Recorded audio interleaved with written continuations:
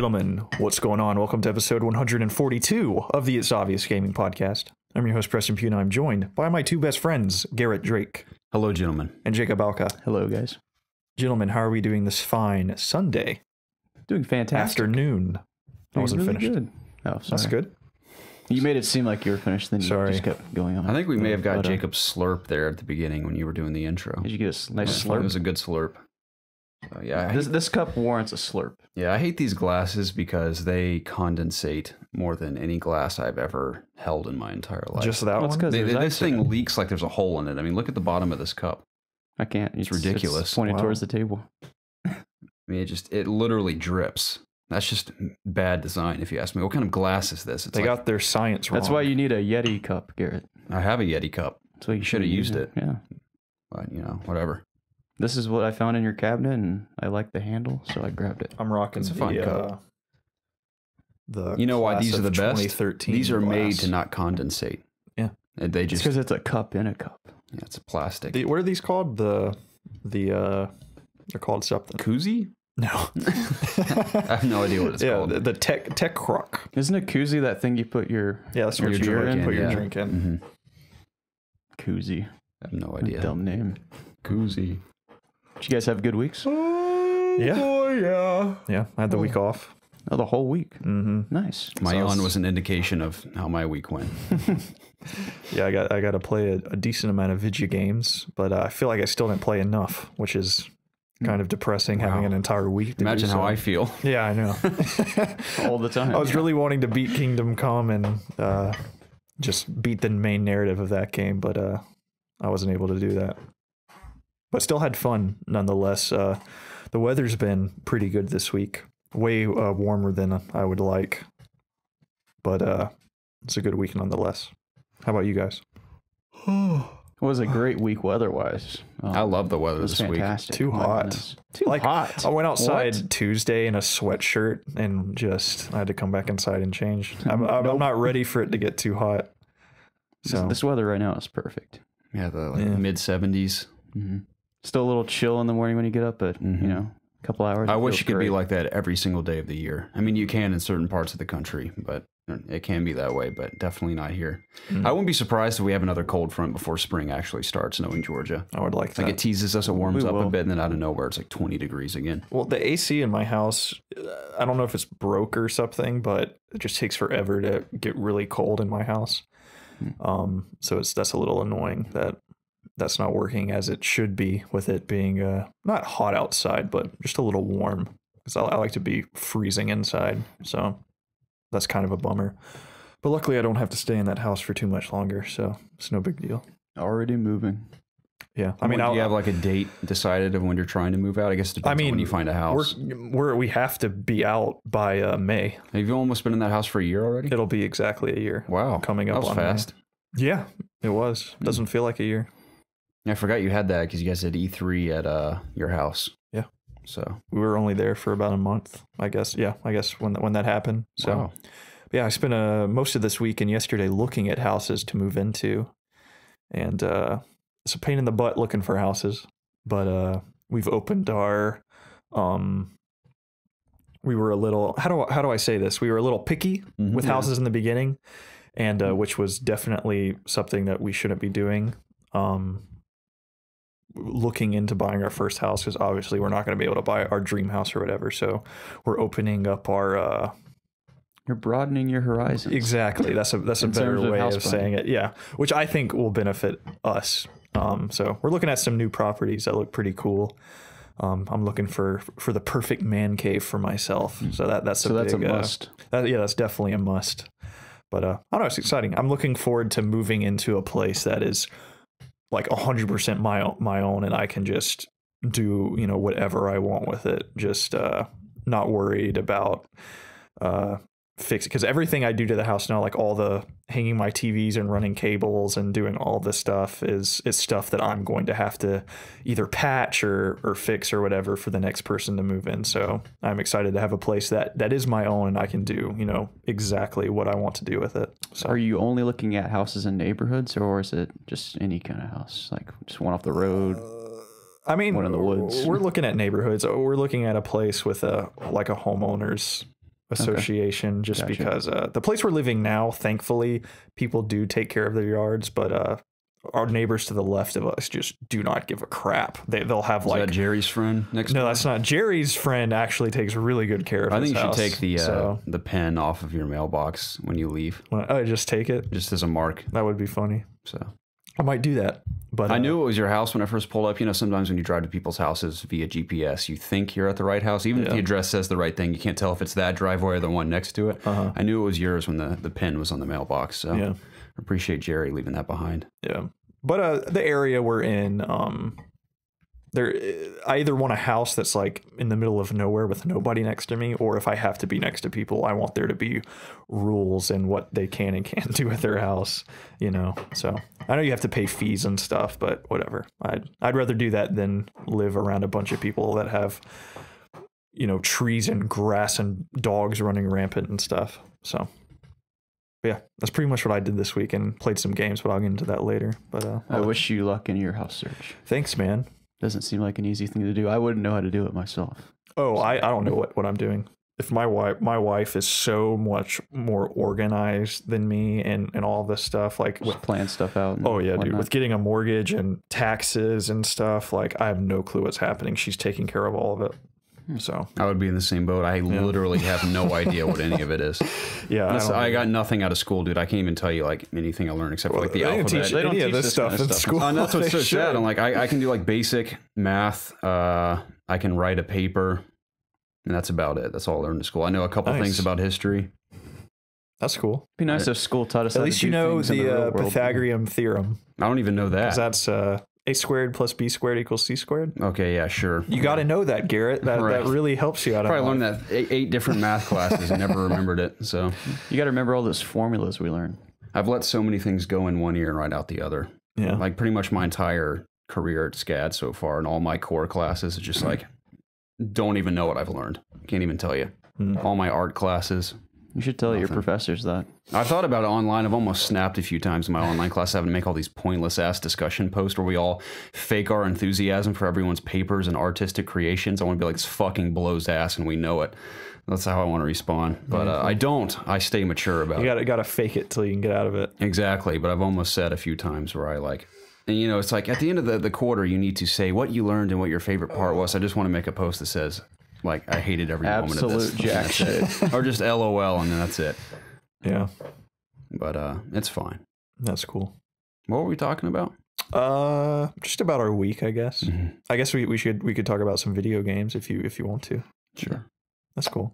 Well, I guess we should say we're not going to have many videos next week. We won't have any videos this week aside from the podcast. Unfortunately, we won't even have any streams. I mean, me and Jacob are literally completely busy until the end of the week because of Zach's wedding. It's like a 3-day event. I haven't called and talked. I'm gonna be out of town all next week. Are you? And I tried to get off and I can't. That's right. My sister's not going to be there either. That sucks. But I mean, with a wedding being on a Thursday afternoon, that is extremely hard to get off. Casey made a good point. She thinks they may have done that on purpose because they felt bad because they know so many people that they feel like they had to invite. But if they make it on a Thursday, they know for a fact not everyone can come. So that's like a way of being nice but shaving off all the people you can't afford to actually have there. Maybe. Like that's a good point. That may be what they haven't done. I don't think they're smart enough to do that. You never know. They could have looked up like some That's some real marriage scheming advice. right there. It is a real scheme, but I wouldn't be surprised if people have used it in the past. Dude, okay, speaking of Casey, I have to tell you just a short, just really fun Are we going to story. rag on Casey now? Yeah, we're just going to Nice. shit all over. I'll send her this clip later. So, I mean, it's nothing big, but my parents were over helping us find houses yesterday, and we were sitting down having some dinner, and we were watching this show called the Cabanaro Effect. It's like it's a show on like True TV where this magician does these pranks with random people. It's a pretty funny show. And this girl walked in who looked not just like Casey, but it definitely reminded me of Casey. The hair, well, her old hair, it's not like super short. Her old hair, just her mannerisms and stuff, it reminded me so much of Casey. And I said that. I was like, man, that really reminds me of Casey. Asked her name. I'm Casey. No way. Blew my freaking mind. And everybody was like, oh, you've seen this episode before and stuff. I'm like, I swear that just what a complete coincidence. Blew my mind. It's crazy. Yeah. So, yeah, that's my little side story about Casey. Nice. Thanks for sharing. Fantastic. Yeah, man, no problem. I guess, yeah, no videos from, I guess, not that I ever make videos, but I will also be super busy next week. If I'm helping you with that video Monday, then there won't be any streams either. Yeah, I have to do that, unfortunately. I mean, technically, even though it is for COG, I think people for It's Obvious Gaming can still enjoy it. It's pretty hilarious. What video? We got to do a Super Seducer video for COG. Super Seducer. Have you seen this game yet? No. Oh, dude, it'll blow your mind. Just go to Donkey's YouTube channel, and he does like a perfect Let's Play for it. All right. It's a real video game called Super Seducer. Who the hell is Donkey? Okay. You've never watched Video Game Donkey? Oh, he's dude, hilarious. He's one of the best gaming YouTubers by far. Just does little short videos that are just hilarious. So... Think I have time for hilarious in my life? I don't know. You don't look like it. You look very serious. I was going to say, yeah, to clarify, I mean, our buddy Zach, who's been on this podcast a few times, is getting married. So now Preston and Zach will both be married men. And Monday's my last free day, but I have to do a ton of schoolwork and a bunch of work for COG as well. We don't need to give an outline. Yeah, but it's fun to talk about, though. It's kind of exciting for us as a group of friends. I mean, Tuesday is the bachelor party at our buddy's house. No idea what's going to happen there. I just want to play Halo. That's what I want to do with everyone. I don't know if that's going to happen. So it's a great bachelor party right there playing Halo. Sounds great. I know Zach said that's all he really wants to do deep down. Thursday is Thursday's the wedding, but Wednesday's like a rehearsal dinner and stuff, and Thursday's the wedding. So that takes up like our entire week. I feel bad. We need to like, at least us need to go out to dinner or something one night, especially just because I can't be there. Yeah, I know. Oh, you're going to be out of town the whole week. So where are you going? Either Alabama or like Fayetteville. Not sure yet. I'll know tonight. I spent a lot of time in Fayetteville. Yeah. Which apparently I'll be working so much that I can't drive home. So, because it's only like 2 hours away from me. Yeah. So, but sweet. Anywho, yeah, very exciting. Get some Switch time in if I can. There you go. Really need to play Xenoblade. I've been slacking on that game a lot. I was telling Garrett I'm almost done with Zelda, and I'm pretty much had my fill with Monster Hunter too. So I'm trying to decide what I want to play next. I was telling him maybe I'm going to jump back and finish Kingdom Hearts 2. Maybe I start Xenoblade Chronicles 2, or I what was the other thing? Oh, Bayonetta. Do I start Bayonetta? Okay, so, just a little dilemma I'm having right now. I mean, I've already said it before, but I really like Xenoblade. I think it's awesome, and every time I play it, I really get back into it. But for some reason, there's other games that I kind of want to play. I think it's the Switch. Honestly, dude, it's like I just you don't want to play the Switch. No, it's like when I'm home and I have games on like PC to play, I want to play those. So I feel like if Xenoblade were on PC or whatever, I would have finished it by now. Not that I don't love my Switch. There's just something mentally just like with me where I'm at home. I only play my Switch when I'm out somewhere. Exactly. Usually. So this is the perfect week with me not being home to really dive back into it. So should be fun. Yeah, definitely. But for the most part this week, I played, like I said, I tried to finish Kingdom Come. So I kind of tried to stop doing so many side quests because that's pretty much what I've been doing the entire time of playing this game. And the side quests are super awesome in this game. I've done so many cool, interesting things that it just keeps surprising me. I've done like so many that I can't even remember them, but the ones that stick out are there's an executioner that you meet very early on in the game where you have to do not a quest with him, but a quest with stealing like a ring from him. And in terms of my playthrough, that was the only time I had any interaction with him for pretty much hours upon, tens of hours. And I talked to one of the innkeepers asking about quests, and apparently he had something he needed help with. So I went to him, and not to really spoil anything, but the town bailiff or whatever his name is wanted to execute a guy, but wanted to use a different executioner, and that really offended the executioner that's there. He's like, man, I've done everything right. Like in one swoop, I always cut the head off perfectly. I leave him like you know, tortured, when I torture them, or when I hang them, like I leave them squirming and stuff. Like I've given the crowd a show every time. I have no clue why he wouldn't pick me. So we come up with the plan to sabotage this other blacksmith. So I sneak into his camp late at night and I dull his sword. I switch out his rope with a rotten one. I put poison on his tongs that he does torture with. So when the execution comes, it looks like he's a noob. Like he's like smacking this guy's head to cut it off. The rope breaks when he tries to do an execution. So that was a pretty cool side quest. That's cool. I did another one where this guy was in town and he's looking for like heretics, and it took me, I swear, like an entire day to do this quest because it was so long and in depth. I had to find this group of people, but there's no waypoint marker, so I had to like follow these riddles to find out where they were. And I ended up finding this family, and I like had to eavesdrop on them, and I went and talked to him, and I was like, hey, this guy is coming after you, you need to escape. And the lady was super stubborn, saying, if this is like my fate, then this is my fate. And I guess my persuasion wasn't high enough to get her to leave, so I ended up just killing the guy that was coming after her. I snuck into the place he was staying at night, and I just like stabbed him in his sleep, and I beat the quest that way. And I went back to the guy that gave me the quest, and I told him, like, oh, the guy died. My persuasion was high enough to convince him that I had nothing to do with it, and that's how I beat the quest.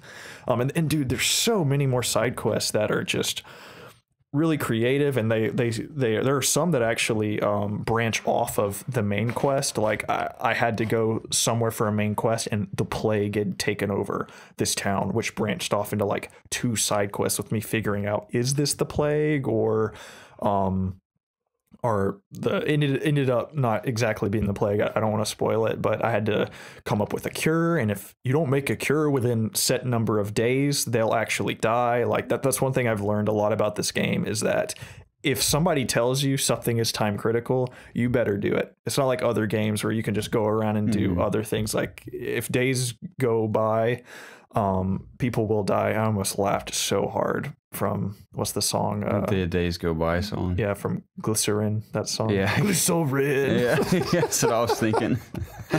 But they, you know, these people, if you have to save somebody, they will die. But the game, what's funny is I've played like 2 days and I didn't fight one person in this game.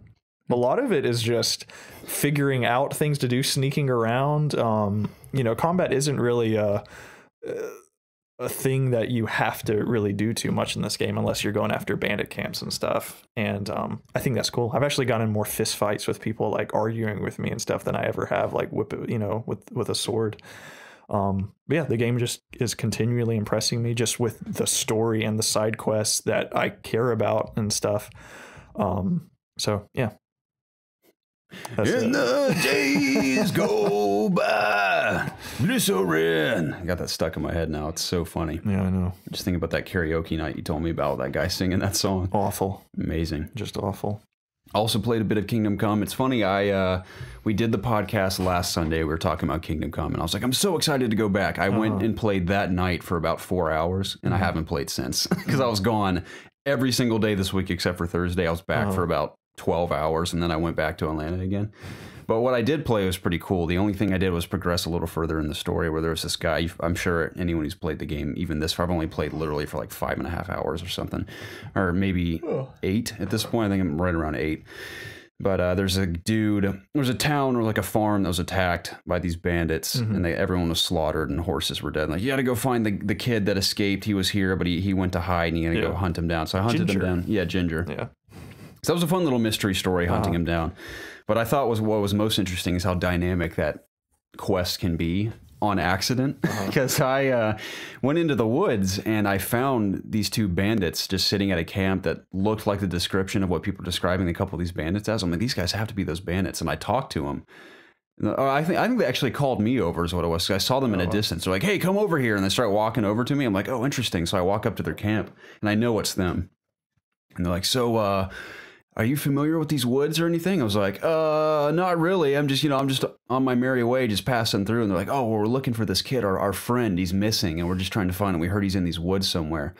And I'm like, I don't know what you're talking about. They're like, oh, cool. Well, if you happen to see him, just, we'll be here. Just come let us know. I'm like, all right, cool. So I thought about killing him right then and there, but I wasn't entirely sure how this mission was going to play out. So I didn't know if these guys were really sort of good and they were just like rogue, or I don't know what the story was. So like, I'm just going to mark their camp in these woods. So if I decide to come back and kill them for whatever reason, I'll do that. So I mark their camp and go talk to the charcoal farmers, whatever they are in the middle of the woods. End up finding them, and one of the guys is finally like, there's these bandits searching the woods. Or before I got to this part, what was even more interesting is that I talked to the one group of charcoal farmers. So like, go down the river and talk to the other charcoal guys. Yeah. They know where he is. So on my way there, those bandits are just walking through the forest looking for Ginger. They're just walking around, and I passed by them, which I also thought was interesting. They were physically just walking around the forest looking for this guy, and they were on the way to the same charcoal farmers I was. So I just ride past them. And I get to the charcoal guys and I'm like, yeah, Ginger, we're not going to tell you where he is, but if you deal with those bandits that keep coming over here, maybe we'll tell you. It's like, all right, cool. So I'll go deal with them. So I sneak back to their camp at night, and they're both dead asleep, and I ended up killing them in their sleep, obviously, with arrows. How do perks automatically apply to your character? Or do you have to do that manually? You have to choose them. Okay, because maybe I'm an idiot, but I have no idea how to do that. I've searched through every single menu 100 times, and I have no idea where the perks are. I mean, you just go to the perk section. Right. See, I don't even know where the perk section is. I go to like my abilities or whatever, and I don't see anything labeled perk. Games much? That's what I'm asking myself. I'm like, there has to be something obvious that I'm not seeing. I can show you if you pull it up before we leave, but you just you go to your player, and there will be all your skills, like your sword play, and it'll be because I see they're all like in like categories. I see that, and there will be a 1 next to those categories if you have a perk that you can select. So then you just click on that. There should be a plus arrow. You click on the plus, and then all the perks will be displayed. And the ones that are like highlighted are the ones at your level that you can choose from. Okay. Admittedly, I got so annoyed with not being able to find it in the first 5 seconds that I just gave up looking for it. Nice. I was like, well, I don't care that much, so I don't need. You need to care. The perks because it's just the beginning of the game. Because again, I'm playing this in like 2-hour spurts. I'm like, whatever. Yeah. The perks are like, especially the stealth perks. Like I can stealth kill now. Like if somebody's in their sleep, I can stab them, or my armor is 20% like less loud or whatever, so they are definitely beneficial to pick those perks. Yeah, so I shot them with arrows, and I think the bow and arrow is like a ton of fun in that game. Oh, dude, especially when you get the hang of it. I got my arrow skills a lot higher, and you can tell. So because now when I pull it back, my arm is super straight; it hardly wobbles. So the more you use it, you definitely get way better, and they're way funner to use once you can actually be stable when you're aiming. Yeah, so it's a fun. I like how it feels when you use it. But so I killed those guys. I was like, all right, that was cool. But on my way back to the charcoal farmers, I ran up to this random. I don't know if you saw this random guy in the woods standing over a dead body. And I run up to him like, did you kill this guy? And he's like, you killed this man. I'm like, yeah, that's happened. No, I didn't kill this guy. He's like, you killed this man. I saw you. There's blood on you. I was like, well, I'm a knight. Of course I have blood on me.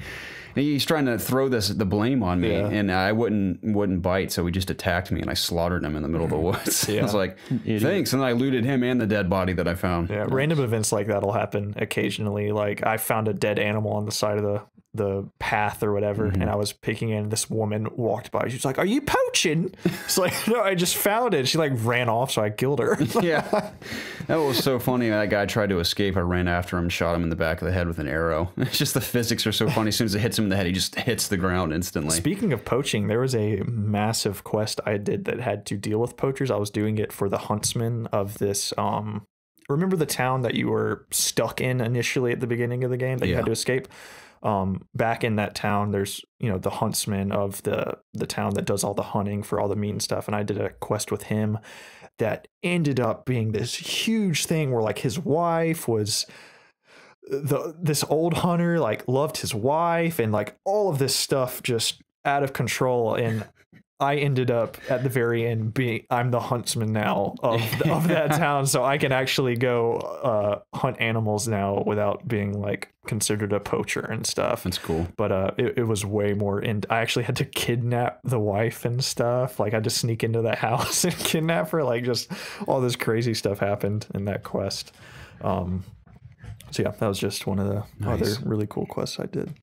It's cool. Yeah, I'm really enjoying it. Obviously, that's all I got to play. So I look forward to getting back to it, which won't be this week. In terms of the combat, I'm not an untouchable badass yet, because every now and then, like I said, if I see somebody that looks strong, he still can't kick my ass. But it is so fun when I'm just fast traveling and I get hit by a bandit or something, and I accept I accept to fight him or whatever, and I get off my horse and it's like 3 like guys with clubs chasing me, and I just, in one hit, I'm just taking these guys out, and they get scared and like start running away. Like you feel like a badass. I also did a perk that makes the armor I'm wearing a certain percentage more intimidating. So I've just taken out my sword sometimes, and they'll just like run away in terror.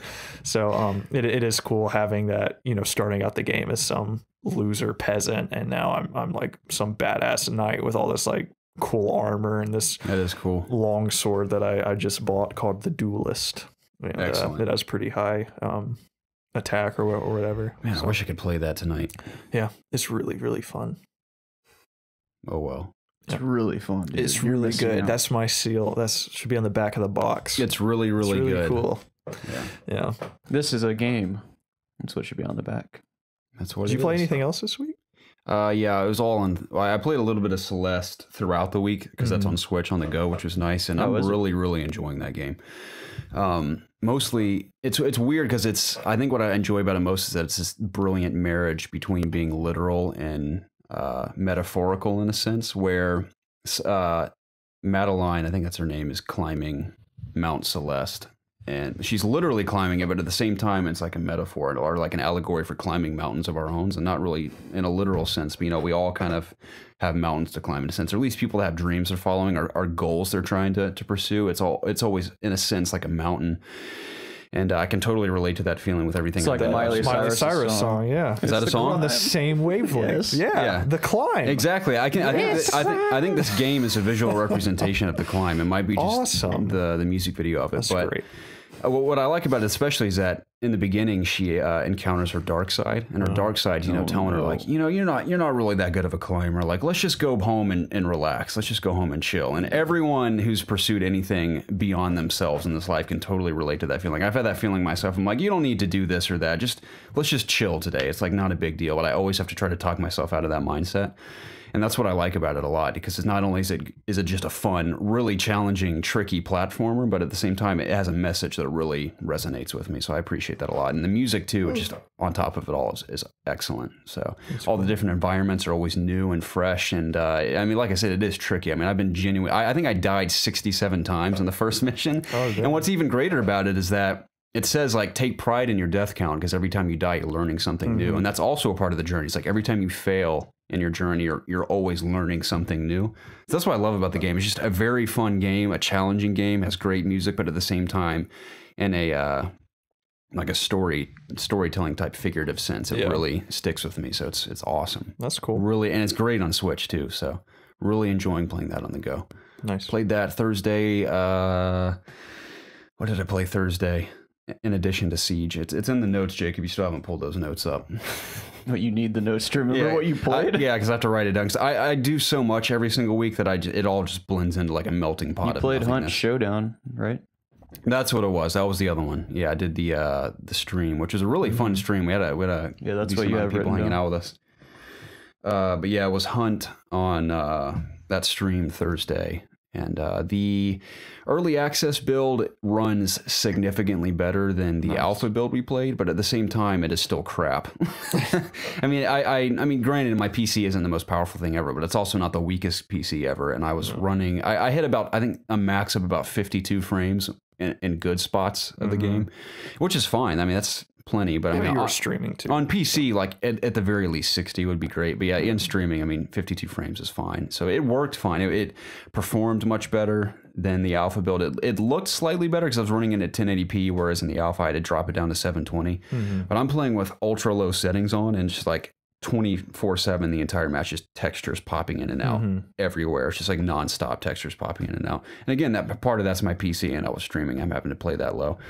But the only problem still is just the loading times are atrocious. It takes 5 minutes to load each match. It's rough, but sometimes longer. But when you're in a match, it runs well, it performs well, and I had some fun moments in that stream, especially. I mean, that Spider-Man, that thing messes me up. It's like I try to talk myself out of it. It's just a game, it's fine, but as soon as you hear those teeth clacking and like it crawling on the ceiling right behind you, growling, dude.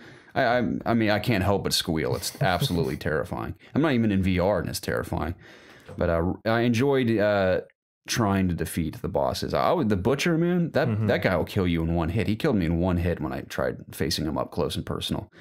So I guess there's more. It's tactic. I mean, it says kill him with a shotgun and explosives.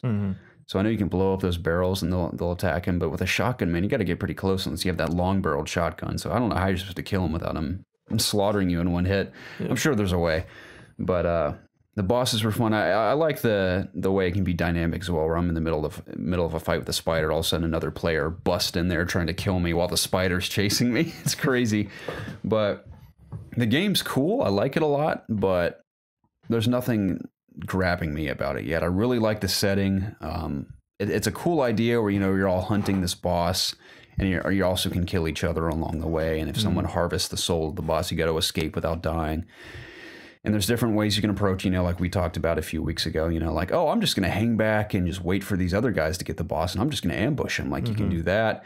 I've learned the slower you take the entire match, the better off you'll be, because I was trying to treat it like PUBG at the beginning of the stream, where I just get in there and sprint from clue to clue and get to the boss as fast as possible. And I found, like, the more you sprint around, the more the zombies see you, the more you'll get attacked by everything around you. You sneak around more. You never really encounter any problems like that. And obviously you want to try to be the first one to the boss. If that's what you want to do, is kill the boss first. But I mean, I tried a couple different things. I think I found the most success in that stream specifically by, like I said, taking it slow to each clue. And by the time I get to the boss, I kind of hang out there for a bit to see if anyone else will attack. And if they do, I'll kind of wait for them and try to kill them while they're in the middle of the fight, like other people were doing to me. And the coolest thing I did was hide out in the top of this barn and this platform where the Butcher couldn't get me. I could just see him from afar. I was just slowly nicking away at him with a pistol. And over time, I heard someone creeping up into the barn. I was like, I think someone's coming. So I looked down and there's a guy sneaking into the barn. I was like, oh yes, I can totally kill this guy. So this guy's trying to mess with the Butcher for a bit, and he ends up right beneath where I'm perched up above, and I nail him with a shotgun. It undoubtedly takes like 3/4 of his health down. So he runs for his life out of the barn, and I chase him, and I cut this corner, and he's trying to run up a stairs, like bandaging his arm, and I just shoot him once and he drops, and that was a pretty cool encounter. So the combat encounters, I think, are definitely the most exciting parts of it, because they're just so intense and nerve-wracking, because the gun intentionally sways when you're in a firefight. They're slower to load if you miss a shot and everything.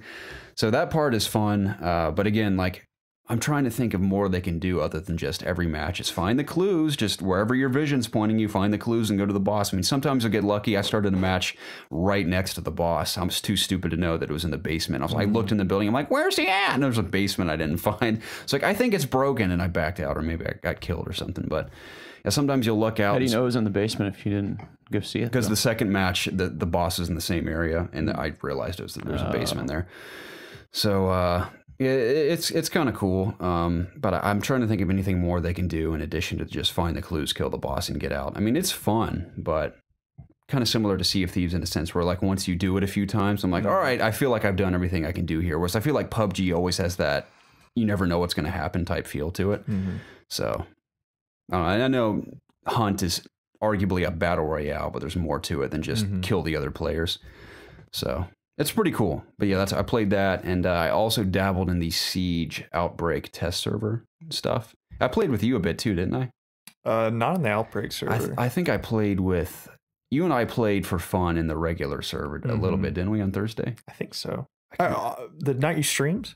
Yeah. No. Oh no. I played with Dusty that night. Yeah. Me and Dusty had some fun matches in the regular game.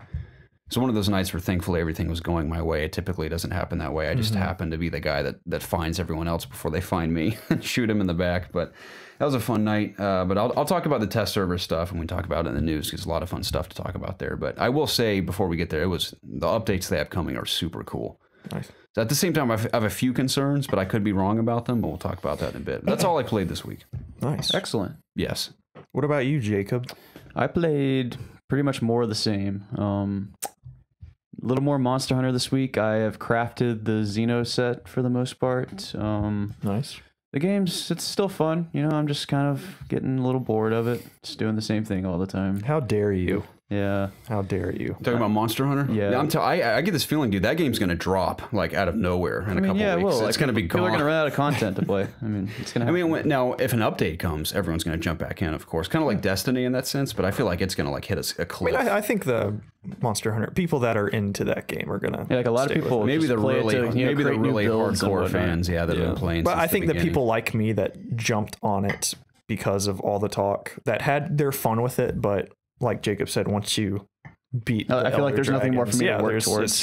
That was really cool. Off to whatever's next. Yeah. I mean, it's like I can craft an armor set for every one of the Elder Dragons, but do I want to do that right now? Not necessarily. Yeah. Because I mean, I've had fun with the game, and I kind of want to move on to other stuff that I need to beat. Yeah. I still want to play it. I'm gonna hit that game when everyone's gone. It's just fun by yourself. I mean, it's really rewarding to kill something really tough on your own, which I've pretty much killed every Elder Dragon by myself. So I mean, it's very rewarding. I mean, you don't always get the materials you need, which is frustrating. So you have to kill them like 5 more times maybe. But it's part of the loop. But I've also played. I picked back up Zelda this week a little more than I have in past weeks. I am at the stage where I've pretty much done all the quests that I want to do in the game. I'm now just using like Polygon to find every shrine in the game. I'm looking at like subsections of the map, and I'm looking at my phone. I'm like, oh, I need to go to this shrine because it's not on my map in the game. So just doing that stuff, and I mean, I'm having fun doing it. It's because I'm finding a lot of shrine quests that involve Cass, the accordion dude, and they have the little riddles, and you have to solve the puzzle to get into them, and those are pretty fun. And just still really enjoying Zelda. It's a really fun game. I want to say I'll be done with it this week, but don't hold me to that. And after that, I hopefully will be moving on to another game on my backlog, which needs to happen because they're starting to stack up. Yeah. And besides that, just played some Overwatch, played some more CTF while it's still in the event. It's still a lot of fun. CTF's kind of frustrating playing by yourself though, because no one really works together. So people are just, got some people running in, killing themselves to the other team's defense, and you got half your team just sitting back, not doing anything, guarding your flag. So I would work with you, Jacob. Yeah, I would let you tell me what you want me to do, and I do it for you. Well, I mean, it's my fault too. I don't really use voice to tell anyone what to do. I just kind of play. I don't know what my problem is, Jacob. I love Overwatch, and I'm not just saying that just to say it. I mean, I mean that when I say that game. I think that game's excellent, but for some reason, I cannot bring myself to buy it on PC. I have no idea why. I think it's still $20 right now, and I can't buy it for some reason. I mean, what's wrong with you? You have a severe lack of time. Still, I mean, you can jump into Overwatch and play a match or two in like less than an hour. So I'm like, I don't know why I haven't bought that. I mean, you like Siege. That's your fill right now. I mean, that is true. I mean, I'll jump into Siege at any given moment if I have time. I like that game's so addicting. That's what I was telling Dusty, man. There's just some of those matches you finish. I'm like, moments that happen in the game, like, this is why I can't stop playing this game. It's always that mentality I get in, like, okay, just one more match, because like the most epic thing or like the most clutch moment will happen in a match, and like, okay, I have to play one more. Yeah. No, Siege is my FPS of choice, and I've said that about. I think I said that about like Lawbreakers when it came out, because I was I really liked Lawbreakers, but I can forget other games I've said that about, but I'll be really into them for a few days and then I just drop off. But man, Siege keeps bringing me back after weeks, and I keep going back to that game. I think the updates they have coming too are a very exciting roadmap ahead. Yeah, like the 2 new operators coming out. I'm so excited to play as them. Yeah, I dabbled with both of them. Oh, you did? Nice. And Lion and I think it's Finka maybe. That's how you pronounce it. Maybe that's how you pronounce it. Yeah, their abilities are really cool. They are. Yeah, and it's interesting too. I mean, like I said, when we get there, I'll talk about it. 'Cause there's only one concern I have, but maybe it's because I've only played a few matches with Lion specifically. But we'll see. Yeah. Excellent. Yeah. Maybe I'll buy Overwatch. No, you don't have to prove anything to me. You can, I'm not trying to prove anything. It's like maybe this is what I think. I get the feeling that once I get back into it, I'm like, oh, I really enjoy this. I want to keep playing it. I wish I could just give you my copy for PC, because I played maybe 2 matches with it on PC. I mean, it is a children's game. Yeah, I know. Not even with anybody either. I don't even know why I bought it. Because I think we've played a match before. Did we? Oh, so. Yeah. I think we did. I don't know when, but I remember playing. I've hardly. It was like right when I got my PC, I bought it, and I really like Overwatch too. But nothing's really calling me to play it because I'm not like, I mean, skins are cool or whatever, but I don't know. Siege is way more up my alley. Just unlocking more operators and just I don't know. Just that the moment to gameplay of moment, that man. is, It's just is awesome. Exhilarating. It's so fun. Very fun. But I guess if you're done, yeah, that's it for me. I only played one more thing. The new Sword Art Online game came out on Friday. What's Fatal it on? PS4? Bullet. PS4, Xbox One, and PC for the first time on PC. Are you playing it on PC? Well, that's not a correct statement. There are other Sword Art games. This is the first time I believe on launch a Sword Art game is on PC. Yes, I am playing it on PC, and I was about to get a refund before it actually started working because the mouse controls were not working in the slightest. I couldn't look up or down or do a full 360 turn. It was just awful. The game kept crashing, and I just restarted my computer one time, and now it works perfectly. So I don't have much to say about that game at all. It's fun. It's made by the same people who did Freedom Wars, so it definitely has a Freedom Wars feel to it. Just in terms of like the movement, and you have that grapple gun thing that was in Freedom Wars. Granted, you're not fighting big monsters and taking parts from them like you would in Freedom Wars, but it's very just much a turn off your brain, shoot things, get loot, go through these dungeons, kill this boss, upgrade these abilities, blah blah blah blah, over and over and over again. Nothing special about it, but it is a fun game to just turn on a podcast and level up your guy to. So that's pretty much all. Nice. If you don't like Sword Art Online, then do not touch this game because the gameplay I feel like is only fun enough if you're into the characters or whatever. So that's all I have to say about that. Thanks for sharing. Yeah, man, no problem. But like I only played it for a little bit, went right back to Kingdom Come. But I think it'll be a fun game for when, like, these moments when I would typically go to Destiny 2 because I have no clue what to play just to, waste some time. This will probably take the place of that. I only spent like $40 on it, so I don't feel too bad about it. But I need to get back to Shadow of Colossus as well. I really need to go. I want to finish that on hard as well. That's a game I need to play too. Yeah. Need to add that to my backlog right now. Anyways, anything else you guys like to talk about before we get into the meat of this? This is a fun fact. I ran sound for, let me start from the beginning. Led Zeppelin, Leonard Skinner, REM, Tom Petty, and Weezer this weekend. Oh, yeah? For Weezer? All of them tribute bands. Tribute. All those bands back to back to back to back at Smith's Old Bar because they make so much effing money. The bands in the venue collectively, so many people come. They sell out every single night, these tribute bands, man. I told you like a few weeks ago, Atlanta's infamous for having a crap ton of tribute bands, man. And just all those back to back was so funny. This is the thing I got to give them, though. They all sound exactly like the bands. I'm like, Weezer especially, dude. I'm like, if you close your eyes, that's Weezer you're hearing. I mean, they are so good. Same thing with the Tom Petty band. They're most of the same members that do that Fleetwood Mac cover band I told you about. Like the Wicked Witch of the West is their lead vocalist. She was back. She was not the front woman, thankfully, but she got a little feisty on stage a few times. But so they're trying to do a Tom Petty thing in addition to their Fleetwood Mac thing. But yeah, Zeppelin as well, man. I mean, these old guys just playing Led Zeppelin tunes and sounds just like Led Zeppelin. So I don't blame people for coming out to see them. It's like paying to see Led Zeppelin, just different members playing their songs. It's crazy. But I thought that was hilarious that there's that many tribute bands around. Rarely ever hear original music these days. But when I do, man, I'm very impressed. There's a lot of great bands that come through there. I told you that Hedonistas band that came through is another band called, I already forgot their name, apologize, but Wood Chickens. That's a band I'll give a shout out because nice. I bought their vinyl to support them because they were on tour and there's a very small crowd there. And it's the craziest, coolest sound. They're a very traditional punk band. If you've heard of the band Bad Brains, it's like that sound, but with like a southern twang to it.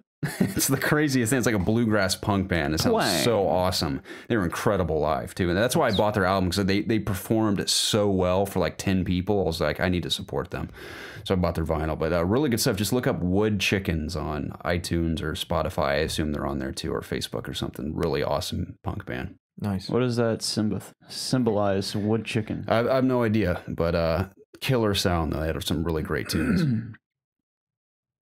So yeah, that's all I have to share. Well, that's really cool. That music related, that I thought was fun. It really was just the butt of the joke was all those tribute bands. So That's great.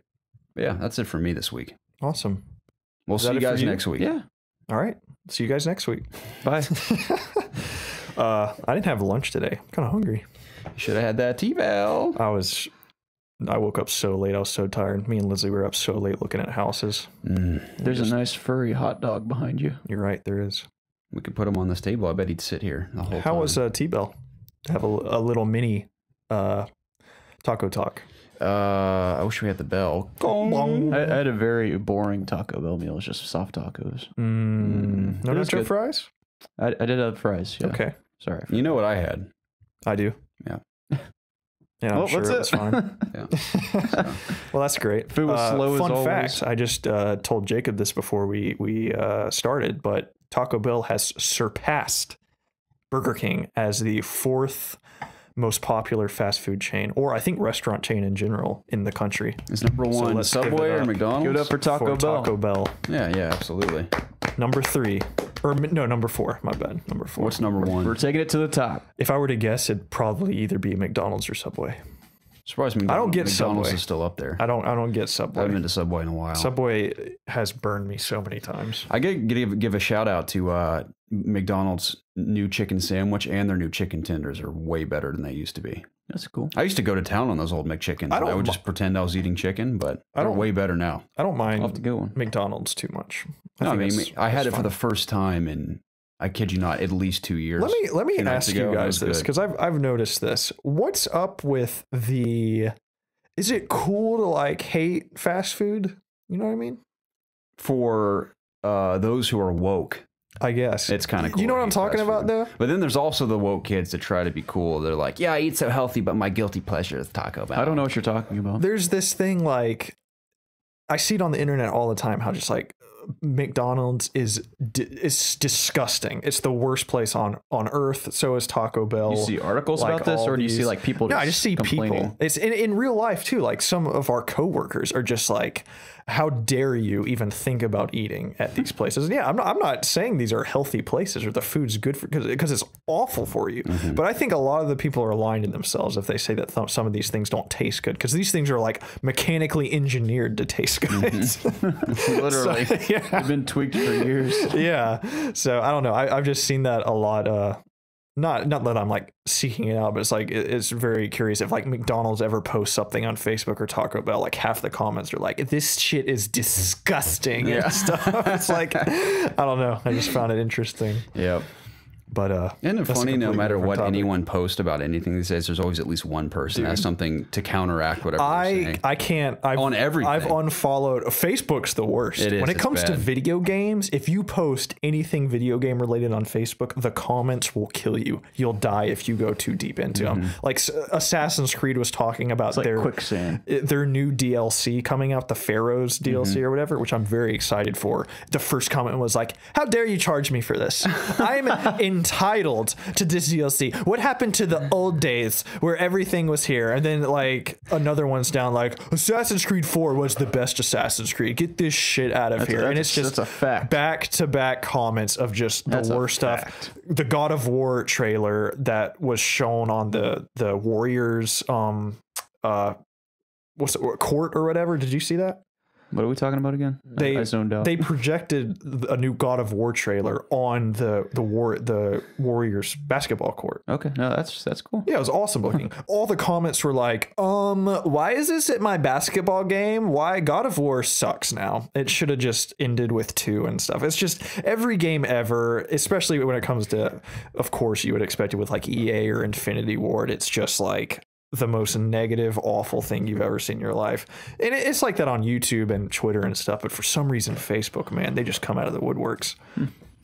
And Facebook also is awful with all the fake stuff. Like I saw the GTA 6 picture that was the worst photoshopped thing in my life. And it's like, push like or share if you're hyped for GTA 6. And all these people are tagging each other like, "Oh my gosh, totally playing this day one." You really explore all this thing. stuff a lot. I see it. It's because it's so I just kinda, like, cringeworthy just that it's like swipe almost by it. fascinating. Yeah. Like there was such a fake poster for like Step Brothers 2 where they took a screenshot of the first movie and like put a 2 next to it in like Microsoft Paint, and they're like, girl, we're seeing this day one, like tagging everybody in it. So it's like everybody's dumber on Facebook when it comes to everything. For some there's reason. a guy I went to high school with that shared a poster or like a trailer for an Obi-Wan movie that was clearly fake. Oh my gosh. He was like, yes, and everyone's like, dude, this is so fake. He's like, what do you mean? And what do you mean? I can just feel the cringe, man. I can feel the embarrassment posting something thinking it's real and it's clearly fake.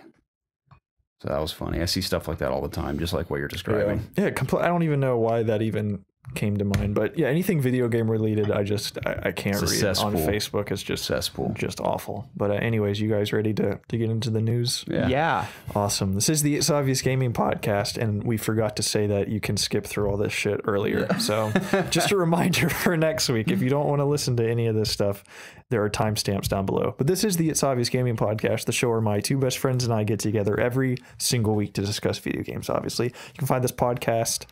Oh shit, forgot everything. You can find the video of this podcast over at youtube.com/ItsObviousGaming. We're also on Apple Podcast, Audio Boom, other podcasting services. Please check the description down below for timestamps, link to our social media pages, our Discord channel, blah, blah, blah, all that stuff. Please subscribe to the channel if you haven't already, and be sure to like and comment down below to get involved with the It's Obvious community. Doing so helps us out tremendously, and we would forever be in your debt as well. With all that out of the way, hey man, what's the news? Jax looks so cute behind you right now. He's cute. An adorable wiener dog right there. So Siege's year 3 plans are upon us, and it's commencing very soon. And courtesy of Jordan Forward at PC Gamer, we have all those details listed out. I'm going to run through them. We kind of talk about them. Because for Preston and I specifically, this is really cool news, and Siege fans around the world. And coming off of all these announcements from that, whatever that tournament was called, Rainbow Six something Invitational, I think. Yeah. Did you watch any of that? I watched, the only matches I watched were like the 4-minute matches that IGN would post after the live streams. And watching some of those pros play, man, I'm like, they're moving so quickly. I'm like, I didn't even realize you could play this game at that pace. I saw this one guy is it Glaze or Glaz? Glaz. Yeah. He sniped this dude through one of the vents that your drones can go in. Like, he saw this dude's leg through like all these doors and stuff through this little vent, and like shot his ankle and like killed him. It's insane, it's pretty crazy. Man, you guys are missing the Overwatch League. What are you doing? Yeah, please. Watching these little Siege tournaments. We're talking about the league here. This is real competition here. All I see about Overwatch League is, I think GameStop. I don't know always support one. They always support Fuel. Yeah. I guess is GameStop. I guess GameStop's based out of Texas or something as well. So they're all in on Fuel. I've seen them root for both Houston teams, or not Houston, but Texas teams. Yeah. Texas. That's cool. That's cool. I'm a Fuel fan myself. Oh yeah. So. Are they winning? Are you? They're starting to win now. Yes. Fan? That's cool. I'm a Fuel fan. I mean, burn blue, brother. I haven't been keeping up with the old LA Valiant. I have no idea what their record is. They're actually a fairly good team. Because I remember at the beginning of the season, are they in season 2 now? Yeah, well, stage 2. It's season 1, stage 2. Okay. The whole season lasts like a whole year. So I remember at the beginning of stage 1, they were killing it. I think they went like 5-0 at the beginning. So I don't know what they are now. I need to double check that. Not that it matters. I haven't been keeping up with them. In the second stage, they're 1-1. So, but hey, those matches, man, were pretty wild to watch. Some of those players are incredible. Yeah. That's the thing. I kind of love the slow pace of the game, and that's why I have concerns about Lion. Because, which I keep jumping ahead of this, but I'll just say it now. Whenever I played as Lion or someone on my team was playing as Lion, the matches were 3 times as fast as I normally. If you're an offense dude, you are blazing into that building, because as soon as he uses that ability, you can see at least 2 or 3 players moving around very temporarily.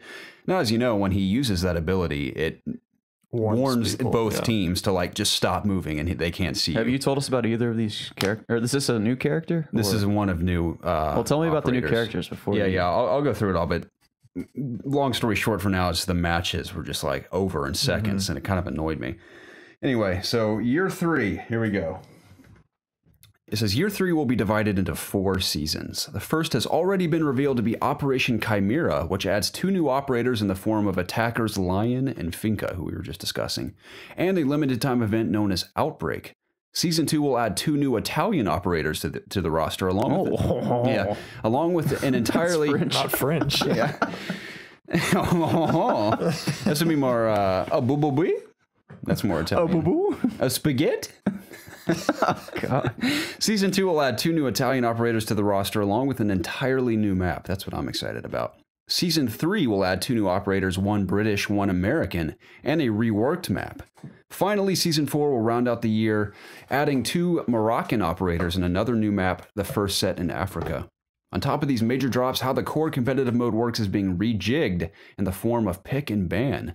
The intention of this new system, according to the game's creative director Xavier Marquis, is to stretch the thought process and creativity of our players, take them out of their comfort zones to be even more tactical.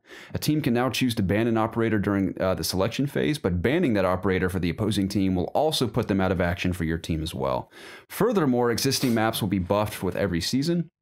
These will be small changes, such as removing a door or adding a wall, which according to Marquis will improve the meta to make sure our game modes withstand the test of time and to keep them competitive. In addition to these small alterations, certain maps in the future will see a complete overhaul. The example shown in the developer diary is one of Hereford Base, which is the map of the first situation you can do in the game. Basically reskinning and redesigning the appearance. Like the map structure is the same for the most part, but the appearance is completely different, which I think is pretty cool. Makes it feel fresh. And Chimera begins on March 6th. So I guess you and I can talk about Chimera right now since it's on the test server. I have played it a good bit. So let's talk about Lion and Finka first. Okay. So Lion, like I said, I played about 3 matches. Once as Lion and the other 2 were I was just playing as normal operators, and Lion was on my team. And as soon as he uses that ability, I guess the whole team's mentality is just to rush the enemy team. And then we were I just followed my team. We were sprinting into these buildings and slaughtering teams, dude, just like completely destroying them. Because if they were moving, we could see them. I mean, I'm sure by now people have learned, if they didn't already know, just don't move when that signal comes up. And also, if you're in a mute thing, you're protected, you can move. Well. Yeah, exactly. So there's ways to combat it easily. You have plenty of time to be warned to just not move. So everyone learned when I was on defense just to sit still, and they couldn't find us as quickly. But it just seemed like everyone's mentality playing as Lion is the matches were just so fast paced, which isn't a bad thing necessarily, but I kind of like the slow, leisurely nature of each match, of just being tactical and waiting out your enemies or trying to sneak up on them, or them trying to different tactics to get in there. I just love it. I like how slow it can be at times, but again, I'm not opposed to it being fast at times, but I felt like in the first few matches I played, it's just like over in seconds. Whether we won or lost, it was over in seconds. I mean, I feel like you should be, like you said, if you know the what's the word I'm looking for? The counters to Lion, you should be able to punish that. Oh, totally. Just like that, just rushing into, with either mute or not moving or whatever. Yeah, but I will say I didn't use the one assault rifle he has. I used his semi-auto rifle he has that fires similar to Blackbeard's rifle, and also Buck's semi-auto rifle. It's very powerful, but only carries 11 rounds. So you blaze through the clip, but it can kill in 2 or 3 shots to the chest, or just 1 or 2 to the head, obviously. But that gun's super powerful. I like that one a lot for Lion's gun. I never actually got to use Finka, but I was on her team multiple times. And I mean, that's helpful. Obviously, it's a temporary buff where she can give everyone a health boost. And also, I think it's like not like a stamina boost, but I know she can, let's say someone's downed, instead of like, I want to run over and revive you, she uses her ability. It automatically revives people on the ground. So that's kind of cool. But also kind of squeaky chair this week. It doesn't seem as grounded though to me in that sense, where if she uses that, just they're nanobots, dude. Is that what it is? Yeah. Okay. Little machines. Because I forgot what the lore was with these characters or whatever. Because I always skip over the cutscenes. I could care less. Come on, dude. I'm just about the gameplay. Little nanobots. So that's what does it. Bodies. Yeah. Okay. So it's not magic. I mean, it's not realistic, but I mean, they try and ground it as much as they can. That works for me. Magic. So that's a unique ability as well. Obviously, that's temporary, but I'm sure it'll save many lives because you have 120 health, and then I think there's something else to it that I'm forgetting, because I know you have the increased health. I think you can also see through walls. That's what it is. Bit, yeah. So they're kind of cool. I didn't use Finka, but I did use Lion a good bit in the Outbreak game mode, which totally it's exactly what people are describing as. It's Left 4 Dead 100%. But it was cool playing that style of mode with those types of characters. I played as Lion, and having those zombie demons run at you and having to shoot in all directions and sprint around and stuff was different for Siege especially. And it's similar too, where you defend objectives where you get to these hives in the building you're attacking. And it's like, all right, you need to, you have 30 seconds or whatever to armor up this room and defend it like you would defend any objective in the main core gameplay. But all these zombies burst in and try to burst in through your walls and everything. That was kind of cool. It was fun. I enjoyed that. It is a limited time event, so I think that's cool. I feel like I already got my fill for it. I mean, I played again for fun with you, for example, when we jump into it eventually, but that was cool. I think as far as Chimera is concerned, that's all I really got out of it. But the test server is interesting as well. All of the logos, like the symbols for each operator, have been kind of redesigned a bit. Okay. Like the colors have been altered slightly, and they also look more saturated and more. So they had some UI changes. So, sort of. I mean, the UI just to kind of fit the theme or whatever of the Chimera. Maybe I don't know if it's a permanent thing. It's just like whenever you select your operators, all they're just symbols are more saturated, and they look more comic booky now too. Almost like they're illustrations rather than just like sharp designs, which I thought was kind of cool looking. So I guess it's just a creative design decision they made for fun, just to freshen it up a bit. But yeah, I'm excited about the update. I'm pretty sure there's a couple more tweaks to various maps, like reworked maps or whatever, and things they've tweaked here and there. But as far as the two operators concerned and Outbreak specifically, it was pretty cool. But I think the roadmap ahead with all these new operators and maps and whatnot is pretty exciting. I think it's hilarious. I think someone told me on Discord or a stream or something they want to eventually have 100 operators in the game. Yeah, I read that somewhere. What the F? 100? How many are in now? A lot. I mean, there's a lot right now. I don't know, but that's the thing. There's some that are exclusive to offense and others that are exclusive to defense. So let's say you have 50 attackers, 50 defenders. I mean, that is so many. Yeah. But I mean, I couldn't imagine anything like that ever happening to Overwatch. Right. Because the idea is to pick anything, anytime. Again, yeah, because that's what's the thing about Overwatch is that you can play any character anytime. Whereas it's also like a detriment to the game sometimes too. Like you never want that offensive Symmetra on your team. I hate Symmetra. I'm sorry, Jacob. Blizzard's working on reworking her though to make her. How many times has she been reworked now? She had like massive changes once. I think it might have been last year or maybe the year before, but they're looking to completely rework her again. My goodness. Because no one plays her. And when people do play her, people just get pissed off and competitive because she's great on defense on some maps. But offensively, she just shoots slow moving orbs and you have to be close to her to use her beam on anyone. So I mean, it's frustrating. But we're talking about Siege. Yeah. But yeah, I like Chimera, and I'm pumped for the future of Siege. I mean, I obviously really enjoyed it on. Is he rolling around like an alligator over there in the swamp? Yeah. Really enjoyed it on PS4, but I fell in love with it on PC, and I've been totally addicted to it since I started playing there. I mean, Preston are having a blast with it. I know other OGs from the community are as well, so I look forward to playing with you guys in these updates. Yeah, that's March great. 6th, man. Let's play some Outbreak. It'd be a great stream. Yes, I agree. So let's do that. Okay. You have anything else to add about Siege? No. Cool. Nope. I think you'll ever try this game out, Jacob? Like for real, maybe. try it out? Maybe. Jacob, it's I'll wait for another sale, maybe. There's a sale right now. Humble Bundle having a Ubisoft sale right now. Yeah, I don't know. It's too early. Everything's on sale. Everything. Even Origins? Yeah. What are we looking at for Origins right now, do you know? It's like 30 something. It's only on Humble Bundle?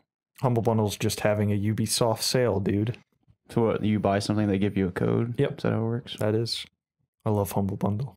I'll go check it out tonight. It's a great service. It is. Very great service. You can also, I know there's charity stuff, but you can like choose so many charities. It makes, my wife is like huge into charity. We have like 2 charities we do every week, which is great. But I was going to buy a game and she was like, Preston, again, you just bought a game. And I was like, Lizzie, I can donate to charity and buy this one. And she got all excited about it. So really? I went through the list and found the charity she likes. I don't even remember what it was. And I made her feel good about me buying a game. Nice. So, yeah. Way to exploit your wife's feelings. Yep, exactly. Wow. But it's for real, though. See, we so both great. win. Yeah. Awesome. You guys heard about Mavericks Proving Grounds? I've like heard it. I don't know what it is. The 400 player Battle Royale. I have heard that. So this is more than Battle Royale. I thought it was pretty cool. I'm going to list off some facts here and get your opinions on this. Okay. So Mavericks Proving Grounds comes courtesy of Eddie Mack of GameSpot. Thanks, Eddie. Yeah, old Eddie. We've been reading his articles for a long time on this podcast. It's an MMO from Automaton Games. I don't think it's Automation. Automata. Oh, wait. I think it's Automaton Games. I'm pretty sure that's pronounced automaton. Sure. Like Fallout 4 Automaton DLC. Yeah. Best DLC. I played that. The full game, described as an MMO that supports 1,000 concurrent players in an ultra-high fidelity world instance, is coming in 2019. It's set in a huge, photoreal, and highly dynamic environment with strong character progression, social hubs, intelligent mission systems, and global-scale player-driven narrative. That sounds pretty cool. This year, we're coming out with our competitive Battle Royale style mode that supports 400 players in a multiplayer environment. Mavericks will have a 12-kilometer squared living and breathing world, the developer says. It also promises dynamic elements such as wildfire that spreads and more. Wow. So just the numbers alone, 1,000 concurrent players in an MMO environment. What's average for like World of Warcraft these days? I have no idea. You don't know? Is it like a few hundred? Is it more than that? It's probably a few, maybe 100. I have no idea. Okay, because I mean, I've can't seen compare maybe, this to other MMOs because I don't know what the typical concurrent player base in like a single like server. You mean for like in example, a raid or just out in the open? Just out world? in the open world. I mean, there's different servers, right? Right. So, I mean, I guess anyone that's on the server can be in that location at the same time. Right. So 12 kilometers. There's How does thousands that of people translate to on miles servers. for us Americans? I don't know. I'm not a calculator. Yeah, let's ask Siri. Obviously, the more people that are in a location on a server, it's the more like latency you're gonna have too. Totally, yeah. How many miles is 12 kilometers? It's 7.46 miles. Okay, so Jesus. 7.46 miles in this open world for 1,000 players. Unless that's the Battle Royale mode. Wait, so there's I think that's the Battle Royale mode has the 12 kilometer. So 7 miles-esque in a video game world. How big is a PUBG map, do we know? no. I don't know. Who knows? But that's Pretty big. The numbers alone, 400 players. I mean, that's insane. I mean, even 100 I thought was a lot for PUBG, but that game can feel pretty spread out, so the map's pretty huge for 100 players. So 400 players, man. Like, how do you make it interesting to where it's just not like I don't know. I'd love to see it in action because all they have is a really pretty looking trailer of just in photorealistic environments like of a forest and everything. Yeah. So we've yet to see gameplay. So I hope we see it soon because they claim that mode's coming this year. Is there any sort of announcement towards like when we'll see something this year? I don't think so, not yet. So we'll see if they stick to 2018 for the Battle Royale mode. I don't even know if my PC could handle something like that. It sounds like it'll make it explode. Maybe. I mean, I can run PUBG very well at relatively low settings, but man, adding in 300 more players, that's brutal. In a photorealistic environment. Yeah. I mean, it'll look like Play-Doh from my computer. I have to lower everything to like... Especially if you stream. Very, very low, especially, so... Yeah, I've said this in the past, but I'm not huge into the whole Battle Royale genre. But if, you know, the more people try to do new things and innovate the genre, maybe it will entice me more to give another one a try, you know? Right. So I encourage more developers to keep making games like this. As do I. I haven't played PUBG in a while, but when I do play that game, I really, really enjoy it. Fortnite is cool. I don't know why. If I was going to jump into one, it would be Fortnite, probably. See, I don't know why I can't get into Fortnite as much as PUBG for some reason. The reason why... I think it's the art style. I like that more than the realistic PUBG. Fortnite's gorgeous. I think that game looks awesome. I think I love the depth of PUBG in comparison to Fortnite. Again, I mean, I've seen some crazy stuff happen in Fortnite that are like remind me of Halo in a sense, where anything can happen if you just try it. Like for example, Preston showed me the clip where this guy shot rockets and his buddy landed on the rocket and flew across the map. That's like something you'd see in Halo. Yeah, I literally just watched a clip like that the other day. He like shot up to a mountain on a rocket and then he killed 4 people. Yeah, it's like stuff like that's insane. So I can get the appeal there totally, but maybe it's just because I'm a total noob and I haven't played it enough, and that's why I can't appreciate it like other people have. But yeah, I enjoy Battle Royale. It's gonna be interesting to see how people iterate upon that, kind of how Hunt's doing in a sense. But we have a couple stories before this one, but I'm gonna jump ahead because it kind of segues nicely. So Battlefield and Anthem are planned so far to be the flagship titles of E3 for EA Play this year, which is to be expected, I think, because we heard about the Battlefield coming this year, and Anthem obviously is coming, I think Q1, right? 2019? Yeah. So obviously they got to show that off at E3 a bit. We don't know if Anthem's going to be playable, but I'm almost certain that Battlefield will be playable at E3. You know, last year was Battlefront 2. It's coming out this year, isn't it? Yeah. Well, I hope so. Yeah, so at least playable on the show floor, because I know... Is there any rumblings or rumors of what this Battlefield's going to be? Not yet. No, I think we're going to find out very soon. I think we'll definitely find out before E3. Oh, yeah. There'll be some kind of trailer announcement, but... Battlefield 2. Like Battlefront 2, for example, obviously they showed that Battlefront. off at E3, and then you could go to EA Play and play it there. And that's the one thing I got to do. It was the first thing I did there, which is really cool the way they have it all set up. So I assume they're going to do the same thing for the next Battlefield, which is pretty exciting.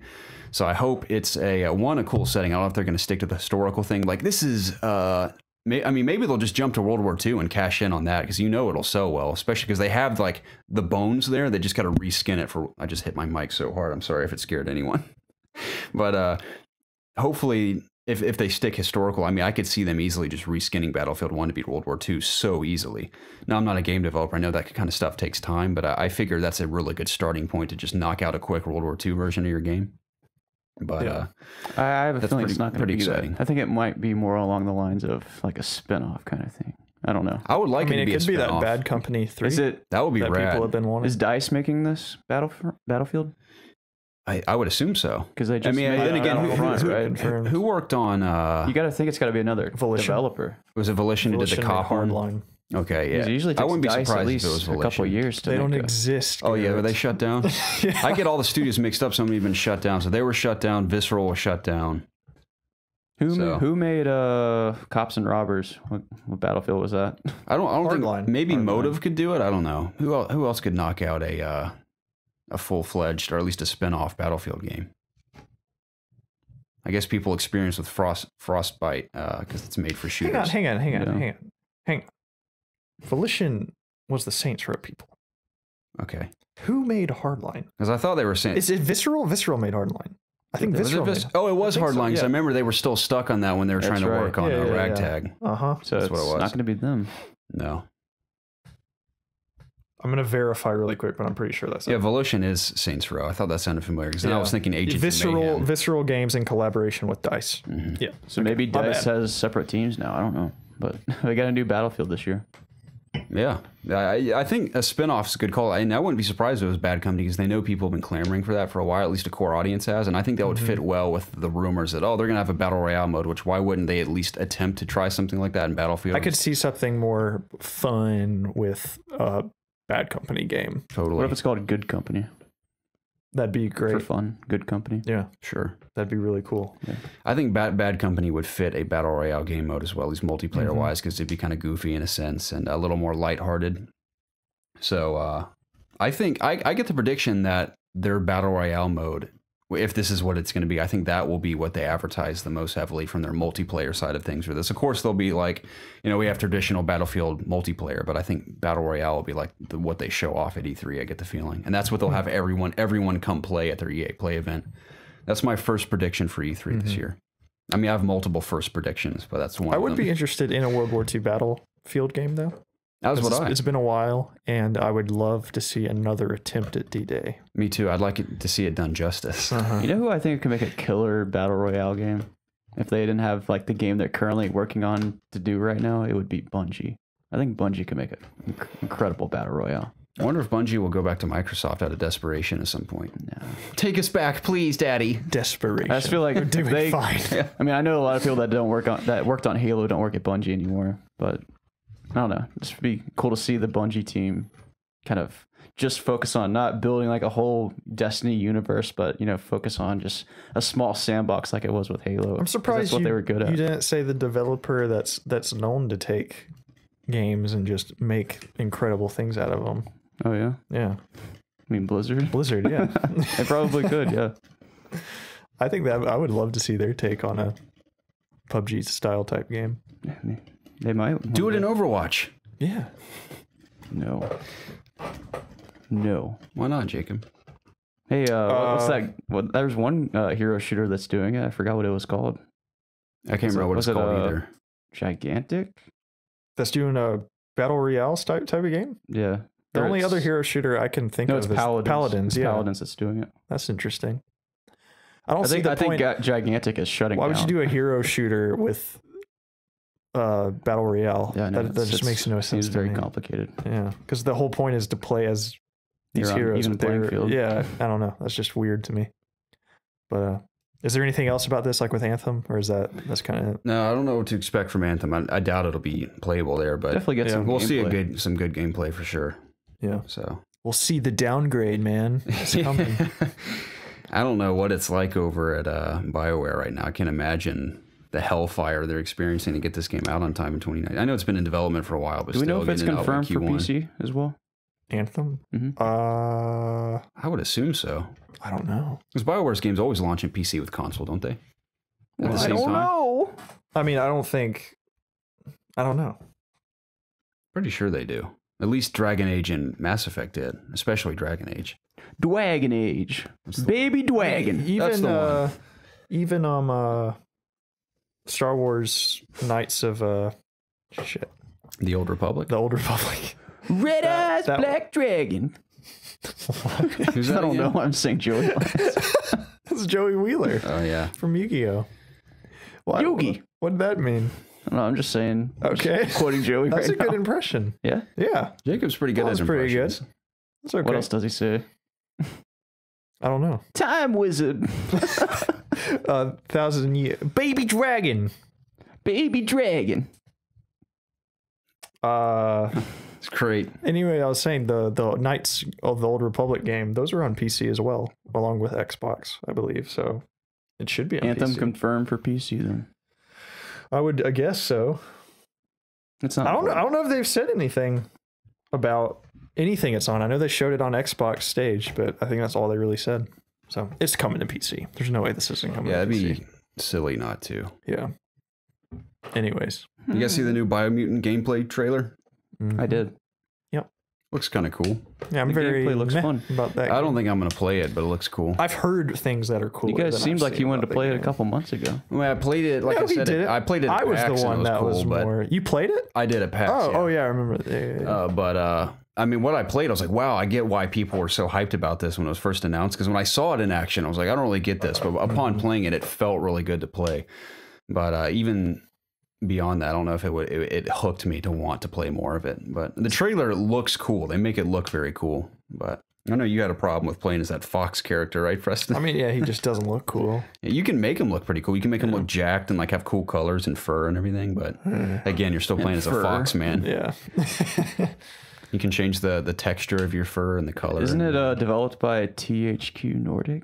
I believe THQ Nordic are publishing Who's it, creating? yeah. Who's making the game then? It's I don't know the developer, but I know it's a spin-off of people that made Just Cause. I can't remember the developer either. This is their first game, I believe. Did Nordic publish what was that game called that you play? They're building up like a Is that serious really lineup weird game going that was forward. bad, but you played it anyway.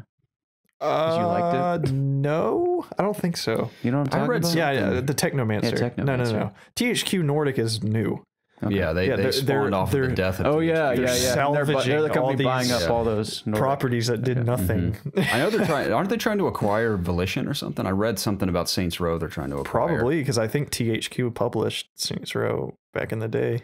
I think they're trying. I read something about they're trying to build up. I think they have like new leadership in Nordic, and they're trying to, like you said, acquire all these studios and like take these franchises that have been big in the past and Well, like, they're kind of taking They're all taking the- all the old THQ franchises that did nothing for the old. I don't know. I don't understand THQ Nordic. There's an old. We'll see if they succeed. Yeah. I don't know. THQ reminds me of like Deep Silver as well. Deep Silver just kind of has those type of games. You know what I'm talking about? Just like you can spot a game that's developed or that's published by like Deep Silver. Granted, Kingdom Come is, I'm enjoying that a lot. I think that's the outlier in these. You know what I'm talking about? Do I know what I'm talking about? Sort of. I don't know. I know what you mean. They just kind of have that look. They have about that them. double A look. Yeah.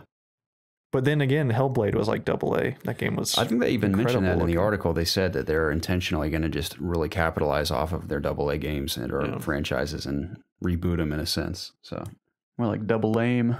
Oh shit! Got him. yeah, that's pretty good, man. Yeah. Burnout Paradise is officially remastered. It's coming. Take me down to the paradise city. That's the one. That's it. You'll hear that one too many times if you play the game. I remember you playing that on 360. Yep. It was a pretty addicting racing game. I don't often get attached to racing games, but that one got me, man. Mostly because I enjoyed Burnout 3 and Burnout Revenge. But going into Paradise, I was a moderate Burnout fan, and that game really hooked me. I think it was the open world aspect to it, but now we've had Forza Horizon. I don't like racing games. They don't hook me. If they do hook me, it's for like a day or two. You know what hooks me the most? There's nothing else to play. Grand Theft Auto 5 racing. That's different though. I know, that's what I mean. Because when you're sick of racing, you can take a shotgun out and exactly blow a few heads off. What about Mario Kart? Okay, that's the only exception. But that's not a typical racer to me. It's a racer game. It's a kart game. It's a race. They aren't cars, they're carts. Like when and it's colorful and fun with legendary characters. Like, remember when we played Need for Speed Legendary. Payback on PS4? I think, or was it Rivals? It was Rivals. Rivals. Yeah. When we there tried to was get into it. Nothing, literally Like, nothing it looks else really to play. pretty. Yeah, we can race around. Mm-hmm. It's so fun. Yeah, I'm not into racing games that much No. either. That's the thing. It's like nostalgia-wise, this excites me, but will it really No, be as you're fun? not gonna give a shit about this game. I won't, because be honest. that's the thing. I mean, I don't even like Forza that much, but I've played Forza Horizon. I've been in that open world racing. I've also played a ton of GTA racing, which I think nothing can compare to just how ridiculous it can be. Like, how can you have any more fun in a racing game than this? Because it's so dynamic. But Forza or Burnout, for example, here's the facts for it in case people don't know all the details. But it just says, obviously, EA announced Burnout Paradise Remaster for PlayStation 4, Xbox One, and PC. The remaster will include all 8 pieces of DLC, including the Big Surf Island update. The Pro and Xbox One X players can make the most of their systems with 4K resolution and 60 FPS. Coming out on the 16th for consoles, and EA Access members can dive in on March 9th with the first play trial for 10 hours of unrestricted gameplay. Wow. And a PC release is coming soon, but there's no release date. Wow. How dare you? So yeah, I don't think I'm going to buy it, but it is regular- cool that it's happening. This makes no sense to me. The regular PlayStation 4 and Xbox One are going to have 30 frames per second, but the original was 60 frames. Was it? Yeah, even on a... I guess because like, Xbox we got to have those 360. textures looking good. I'd rather just play at 60 frames like crappy textures. Yeah, apparently that's been a hubuffle. When I first heard this announcement, I was like, oh yeah, I'm probably definitely going to pick this up. But once I thought about it in depth, I was like, probably not worth it. I'm so upset. Why is it not in all 60 frames? You got to get that Pro, bro. Yeah, dude, you're stuck with your regular Or Xbox the One One and X, regular- bro. But Let's it's see what gold. this monster can do. It's gold, my PS4. Yeah, Who cares, man? It doesn't help out the games, dude. Taco Bell cares. Yeah, that person's a beautiful person on the outside, but inside they're really mean trash. and And terrible. old. So I don't play many PS4 games anyway. You need to get a wind machine of your own. A wind machine? Yeah. That's what I call my Pro. Is it loud? Yes. It's very, very, very loud. I haven't noticed a whole lot of noise out of mine. Maybe It could just be mine. I have maybe mine. it depends on what you in- play. I have Monster Hunter. Whenever I load up the actual hunt, it's like just Monster Hunter. crazy. It concerns me about narrative games because even Shadow of the Colossus, it's like all this beautiful stuff is happening, and then in the background, it's like That's weird. Maybe because I'm wearing headphones. I don't know. So do you wear yeah, so headphones? I have to wear headphones if I'm playing anything narrative. Wow. I mean, Hellblade, it pretty much requires you to wear it. Maybe Well, I don't not really, hear it because of my headphones. Maybe. That or I'm just Then again, my PlayStation so used to hearing it, it's I don't in a notice it. cabinet too, which isn't the best place for airflow, but I have nowhere else to put it. Yeah, mine's in a cabinet. It gets really hot and it's loud. Yeah. So, I mean, and it's like directly above me. So I I've can- taken it apart. I've hear it. cleaned it. The fan has no dust in it or anything, which has been a lot of people's problems with the Pro being loud is the fan getting clogged up, but mine's not. So No, I it's played got The to be Witcher the 3 place on I my put it. regular PS4. I could use that thing like a hair dryer. It was so loud and blew so much air. Yeah. So Hopefully God of War doesn't destroy my PlayStation. hopefully not. Hopefully. That game's very important. It is. It's very, very super important. I So agree. excited to play that game. Talking about important things that we're all very excited about and care about deeply, let's talk about the new Overwatch hero that was teased. We do all care about this. This comes Every from single one of us. Reese Buggett Stew of Nerd Much. Blizzard might have just revealed who the next Overwatch hero will be. Over at their official Overwatch Twitter, they posted an after-action report written by Captain Anna Amari. This report refers to a mission called White Dome, in which she, Reinhardt, Torbjorn, and unknown character Private First Class Amir Sargilu? Sargilu? Maybe? Sure. Nothing else is said of Amir, but the team was sent somewhere near Istanbul. Istanbul. They were there to deal with the remaining pocket of Omnic resistance. Oh my God. Did you know that Istanbul was once Constantinople? Yes, I knew that. I've heard that fact probably 1,000 times. Oh, yeah? Mostly, most of my history classes I've taken throughout school. Did you know the song from They Might Be Giants? How does it go? Istanbul was once Constantinople. No, you can't go back to Constantinople. Okay. Those are the Because it doesn't exist. I've heard other songs about Constantinople that have fun little melodies because it just rolls off the tongue nicely. Yeah. Constantinople. I just made that up. Yeah, that's how easy it is to make that a song. sounds so like easy. that song. Maybe that's part of the song. Maybe. That's the only song I know about that states that fact. Yeah, right. There's a band that played at Steve's back in the day that sang a song about Constantinople. It has to be. It could have been a cover. It has to be that. Yeah. Steve's. That was the one. No longer in existence. Gentlemen, the DICE Awards occurred this week. Are you going to say something? I said rip. Oh, rip. Yeah, exactly. Rip in pieces. The DICE Awards occurred. I did not tune in. I didn't hear anything about them except for a Game of the Year winner, which was obvious. Zelda. No, it wasn't Zelda, you idiot. Oh, It was Mass Effect Andromeda. That's what should have won. good one, dude. Because that game was a disappointment. Exactly. See Good that, Jacob? one. That's how easy comedy is. I hate you. I hate me too sometimes. Just kidding. Horizon and Zelda won a lot of stuff. I'm glad Horizon got some. Nier won. Did you see this? Nier Best RPG. won Best RPG, and nobody was there to accept the reward. Are you serious? Nobody was there. Wow. Yep. Which I think Nier is really awesome. I like that game, but Best RPG. Yeah, that's funny. Isn't it? Come on, Is it like guys. an action hack and slash game? There's in a like a sense? very slight RPG elements It's very to it. mild. Very just a little mild sauce to it. Nothing big. You can change your weapon. some seasoning. How did it beat like Persona and stuff? Like Who was voting on this? I don't know. I think it's Why was it in that the category to begin with? developers voted on. Why was it even made? Developers, I think it's like the Oscars of games. I think I could be wrong. I can look that up. We're just escalating on upsetness. That was great, man. That was some real comedy there. I enjoyed it. But yeah, DICE Awards are cool. Yeah, let's talk about them. Game of the Year. Well, I'm just going to read down the list of what I grabbed from, I can't remember what website it was. Oh, that's very professional. It was of you. Engadget. That's what it was. It was Engadget. Oh, Maybe it There's wasn't Engadget. there's a board Inspector of Gadget. directors. I think that vote. I think it's like the Oscars. You got these people that vote. These damn people. You know what I thought was funny They're about this? so obsessed with 2B's ass, they had to give her an award. By God. Every outlet covering the DICE Awards was describing them as the Oscars of video game awards, where it feels like Jeff Keighley's trying to make the game awards the Oscars, whereas they're good, but everyone like makes a big joke out of it. And it DICE seems is like more DICE is the like real classy formal deal. It's like and formal with stuff, like yeah. it's not like really media based. It's very developers and everything focused. But I was like, I wonder how Jeff Keighley feels about people describing it as the Oscars of video game awards, where like I guess the game awards are kind of like the Golden Globes, and then the DICE Awards are like the Oscars of video games in a sense now. Do you have the winners? Yeah, I have them all right here. Cool. So going down the list in no particular order, it seems. Game of the Year was Breath of the Wild. Woo. Congrats to that. Not a big surprise. That Well game is- deserving. It's incredible. Well deserving. Outstanding achievement in game direction, also Breath of the Wild. Well deserving. Also not a surprise at all. Yeah. Outstanding achievement in game design, Zelda. Breath of the Wild. Yeah. Yep. Wait, what was the award before that? Direction. Okay. Guys, it's the nostalgia. It's the nostalgia, guys. That's all it is. I understand. That's all. The only what Ray is winning. For immersive reality technical achievement, Zelda.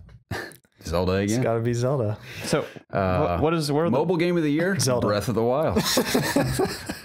everyone's so The many. DICE Sprite Award, Zelda. I'm just kidding. Zelda didn't win anything. So going back to the top, Game of the Year. But no, the first three were Breath of the Wild. Yes. Immersive reality technical achievement was Lone Echo Arena. Wow. Cool, man. Sick. I wish that was. I probably could Mafoogle it onto the Foogle. onto the HTC Vive that I have, but that game does look cool. Yeah. So Immersive. what's the definition of Mafoogle? Just so we can establish that. That's an original You term. get it in there. Crafted by But President. it Just do you it. get it in there. Yeah.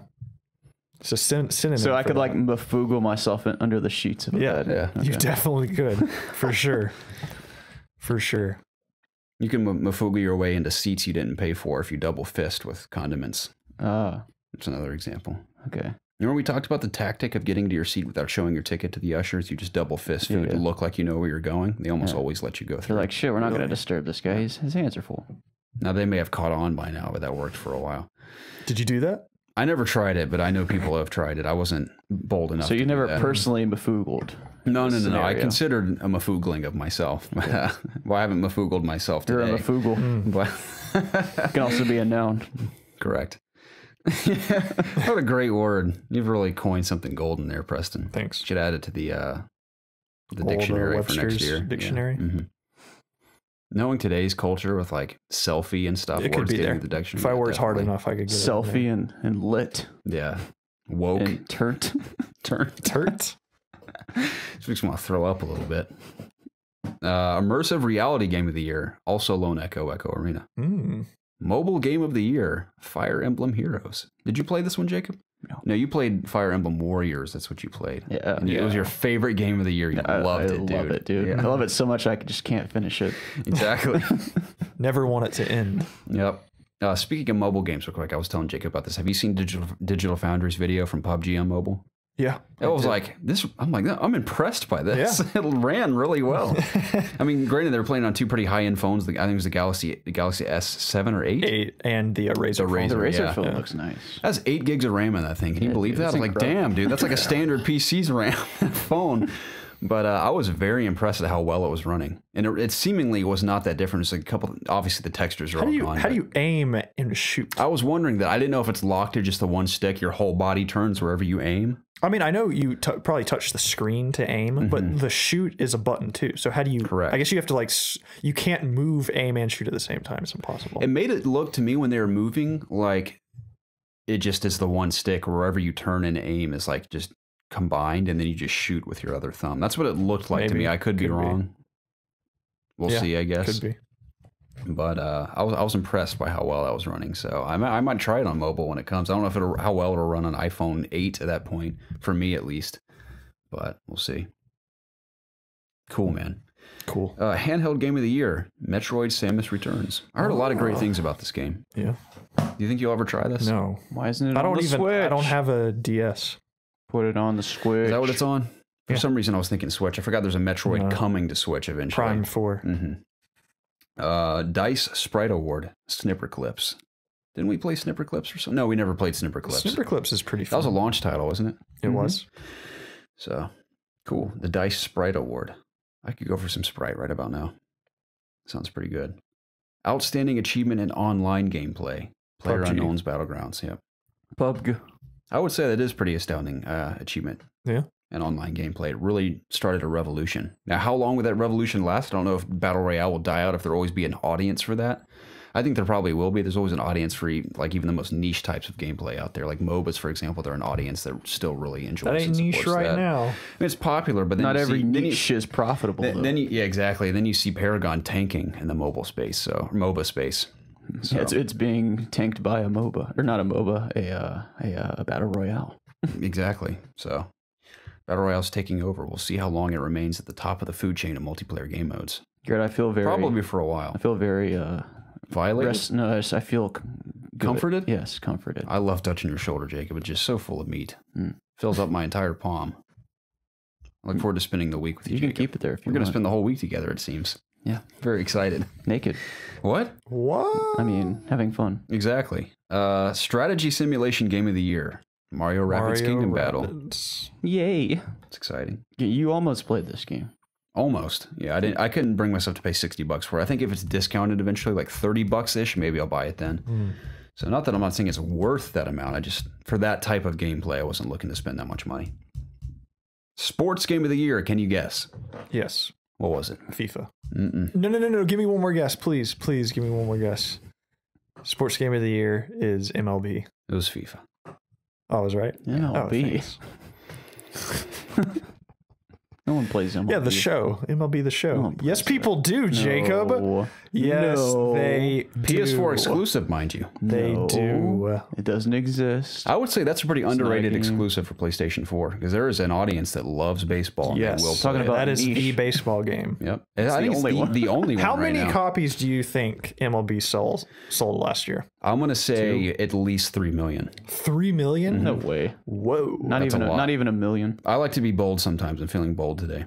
You're MLB insane. 2018 sales, because 2018 is the one that came out probably last I'll year. say like 700,000 or 800,000. That's being generous. 3 million is kind of a high percentage, I guess, for PlayStation 4 owners. There's That's no pretty way high. 3 million people bought that. I'm going to stick to it, but realistically, I'd say like 1.5 probably. No, you can't change now, dude. I'm not sticking to 1.5. No, I'm not you allowed. I said I'm sticking to 3, but realistically speaking, we're probably looking around 1.5. Preston doesn't even know. He can't find Did you it. type in MLB The Show 18 game sales? There's so few people that have bought it that he can't even find it. They don't track it. I don't know. If they say, oh, VG charts. Okay. I know this isn't like 1,000% accurate with VG charts, But we're going to say it is. it's enough. It's what we're going to go off of. Okay. Yeah. I was in love with the MLB game on Super Nintendo. I used to love playing them. So I don't know how to read this. Okay, Jacob, what did you say? 700,000 or 800,000. Okay. Jacob's right. Really? Was he? Yeah, it's like around 600,000. Nice. Good call. Yeah. I believe more That's in more than I baseball thought than I it'd probably be. should have. I think it's because around here I meet so many people that love baseball. I'm like, oh, everyone's got to love baseball, but maybe it's just around Yeah. here. There's I mean, that they many do it people. every single year, so they have to make money off of it. Mm-hmm. Apparently, I was listening to a podcast where I think it was a Kind of Funny podcast, where they had one of the guys that does the show, and through their like microtransactions and stuff, apparently they make a ton of money Wow. on that game. What are the microtransactions? I think in it's the like game? FIFA, clue. right? It's like the cards. alternate I jerseys. think it's like Ultimate Team or whatever. Yeah, it's something like that. But Okay. It's I'm what sure every I'm sports sure they game's make a doing. decent amount of money. Who develops the show? I don't know. Is that all they develop is Yeah. the show? Yep. Wow, that's Yep. I want gotta to be- say they're you got to be somewhere a real in- baseball fan to stick to that I exclusively. think they're over based here. in California. Like many. A lot of game studios studios are. are. I mean, The obviously not names, all, the but names slip many me of though. them.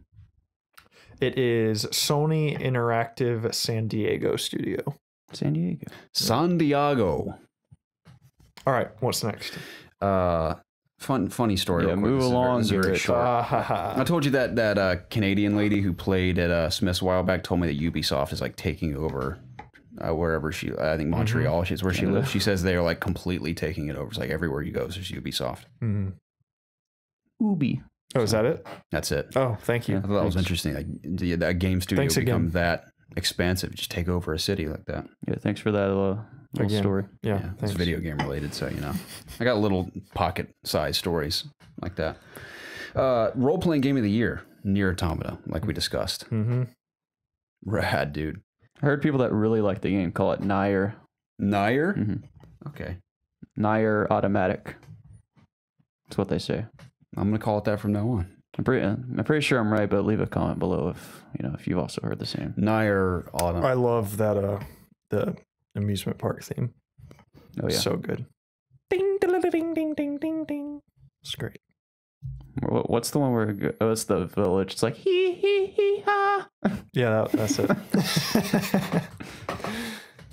You have no idea what's going Yeah, on. what a No. loser, dude. Maybe you should play some games. Play and you can games talk much? to us. Yeah. I at least heard a few songs from the soundtrack. It's episode 143. And I got Garrett's my heart pounding in the car. still I'll tell you has that no much. time, right? Those songs will make you pick up speed if you're not careful. You're talking about the Nier soundtrack? Yeah, when you're on the road, those action-packed tunes, man. I'm really feeling this. Racing game of the year was Mario Kart 8 Deluxe. Yes. Love that Yeah. game. The re-release of a game. I never played it, so for me it was fresh, man. I loved it. Just saying, it's not a new game. You guys think we're getting to Smash Bros this year? Yes. Okay, what Based on a very reputable leaker. right? I saying heard this off that. Kind of Funny's podcast. Them talking about this person. So she's been wrong before. Yeah. like to buy I mean, I think that sounds realistic. she's though. been right most of the time. Yeah, I was expecting to get something like that this year. Yeah. I think I everyone. believe her I believe. You know how her. fun it'd be just to have a Switch and we can all just bring our Joy-Cons and play Smash. I know, dude. That's the so dream fun. right there. That's It'd be awesome. so easy. Just got my Joy-Cons, gonna put in my fucking pocket and go over to Garrett's and play Smash. Yeah, dude. Like, that's great. Incredible. Yeah, I'm gonna. Make some good videos. Do you think it's going to be the Wii U Smash Bros? Just port it over? The Wii U Deluxe Based on version? her understanding, it was Something new? not completely new, just an update on that one. What if they did like a Melee remaster? Would you prefer that, or you just want them to port the Wii U version? I don't even want a new one. I want granted, I never played the Wii U version, but the Wii U version has so many cool characters and stuff. I think they should just make it a game. Isn't Mega Man in the Wii U version? Yeah. Is it called It's just Smash called Smash Wii U? Brothers. Yeah. Oh, it's just Smash Wii U, Brothers. for Wii U. Yeah. Yeah. I think they should just make it a service where they just continue to add characters and stuff. That's That'd what be I great. would prefer. MOBA. That makes sense to me. Yeah. It seems like the right path forward in today's there's so many cool. gaming There's Ryu. ecosystem. There's Cloud. Bayonetta's in it. You got Mega Man. Pikachu? Yeah. Don't want to lose Pikachu. Jigglypuff? Is Jigglypuff still in it? I guess. I think she was in the original. You got Well, the Jigglypuff can be male You or got the female. Pikman guy. Gotta have him. He's crucial. His name's Oliver or something. And Fox. Fox is the best character. Master Chief, Yeah. Goku. Spider-Man, Goku would be a great addition. guys like that. Yeah. Can't lose him. No. Fighting game of the year. Can you guess it? Injustice too. That's it. That's the one. Great campaign. I enjoyed it. I got my Thank ass you. kicked in online and I moved on, but it was fun while it lasted. Did you play Injustice 2? I played did. one match online and Jacob watched me. Remember? You came over at E3 and I played one match. Is that how long ago that game came out? Yeah. Dang. And I was Robin and I won. Wow. Yep.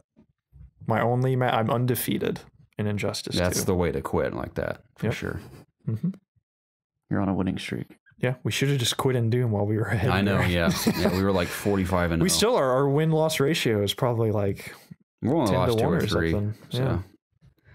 it's pretty cool. Family game of the year, Snipper Clips once again. Mm-hmm. Adventure game of the year. What were the nominees in the family game? It's not showing me. I'm not Adventure game of the year? Sure. Can you name it? Zelda? Zelda? Zorldo. Zorldo? Yes. Mm-hmm. Action game of the year, Horizon. PUBG. Oh, shit. Mhm. I think that was deserving of multiplayer achievement. I don't know about action. I agree. So, outstanding technical achievement. Horizon. That's the one. I agree with that. Totally. The game's gorgeous. It's pretty.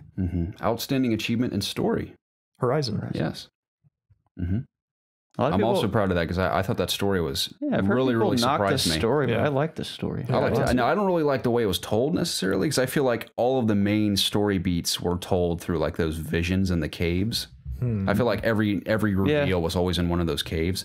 It could have been done better. That was my only nitpick, but it's still the story alone. Even if All it's right, like, Garrett. Well, you make a game that's better. I'm not, It would have been See, this is the problem when people criticize something. People are like, "Well, you make it better." It's like that's not even the point I'm trying to make. I'm just saying like that would be my nitpick. I'm not saying I can do it better, but I still think if you read that story and when I think about it, I'm like that story just on paper is fantastic. It really I surprised me. appreciated it because it gave the game more character, like seeing, like we didn't get real cutscenes like flashbacks, but we got like, you know, rough like remains of what actually happened through the holograms. No, I thought it do was cool like. that. Yeah, the game was like- sucked on purpose Right. to convey the story better. I would have liked to have seen like maybe what a flashback would have been like too. That might have been cool. I didn't worried about that. I was like, why don't you just reveal one of these things to me in this beautiful environment you've crafted out in the real world, even though you spend 95% of the game out in the real world anyway. Oh, shots fired. Like, oh, there's a vision out here in the pretty forest instead of this dark cave again. But You know what? Zelda, I get that they're all like the Fallout shelters essentially. Zelda of the should have world. won this. Maybe Horizon Best 1 story. Dawn. You think so? Yeah. Totally, man. Yeah. Outstanding achievement in sound design. Odyssey. Odyssey, yes, see. Yep. It's a great song. Made me cry. What was I going to say? I guess there's more to that game, sound design wise, than I can remember. He goes to Yahoo. Yeah, that all the hopping bounces noises on and the shit. coins and like the different animals and robots that make beeps and boops and squeaks. I guess 'Cause I never wore headphones playing that game, so I couldn't really take it all in. I mean, I just played it on handheld most of the time. But I guess it has good sound design. It does. Mario. I wonder what the nominations were for that. I don't know, Gary. We don't know because you didn't put them. Gotta say, man, Battlefront 2 should have been a nomination in there. How dare you? Dude, it had loot boxes though. Fuck you. You're right, guys. Sorry, I overstepped my bounds there. Yeah. Did you know you have to buy all the sound effects in the game? You have to buy the high-res sound design pack for $20. Isn't it funny? A little side tangent. How people are flipping the fuck out over the Metal Gear, freaking to have an additional character point or whatever. Yeah. I mean, it is kind of. I don't know. Yeah, but nobody bought it. All these people that are like, I'm never buying this game, are freaking out about something that they're never buying. Yeah. Like for a game they don't even have. I guess just the principle of the fact that like, this is another reason to hate Konami, and everyone just loves hating on them. That's fine. So. I just think I think it's something that's just funny, but people are like outraged. They're like Angry Joe was like, Bethesda, could you imagine if Skyrim would charge you for an extra character? No, because it's not going to happen. It's not going to happen. Yeah. Yeah, so why are you upset about it? That's not going to happen. Angry Joe needs to focus on reviewing more games instead of just, he doesn't review any big games, dude. I don't care. Joe's doing his thing. YouTubers evolve, unfortunately. Yeah, we have remained. We don't need. I don't want to badmouth Angry Joe and send our legion of people over to his videos or something. I don't want to put him out of business, dude. We got to be careful. We got to choose our words carefully, man. We got an army. Yeah. I'll tell you what, we have a wonderful community. Yeah, we love our community. And that's what I'm thankful for. Where were we again? We just did Odyssey Award. Outstanding achievement in original music composition was Cuphead. I think Nier should have won that one. That's what I was thinking, man. It won at Game Awards. Nier's so beautiful. Yeah. So, yeah.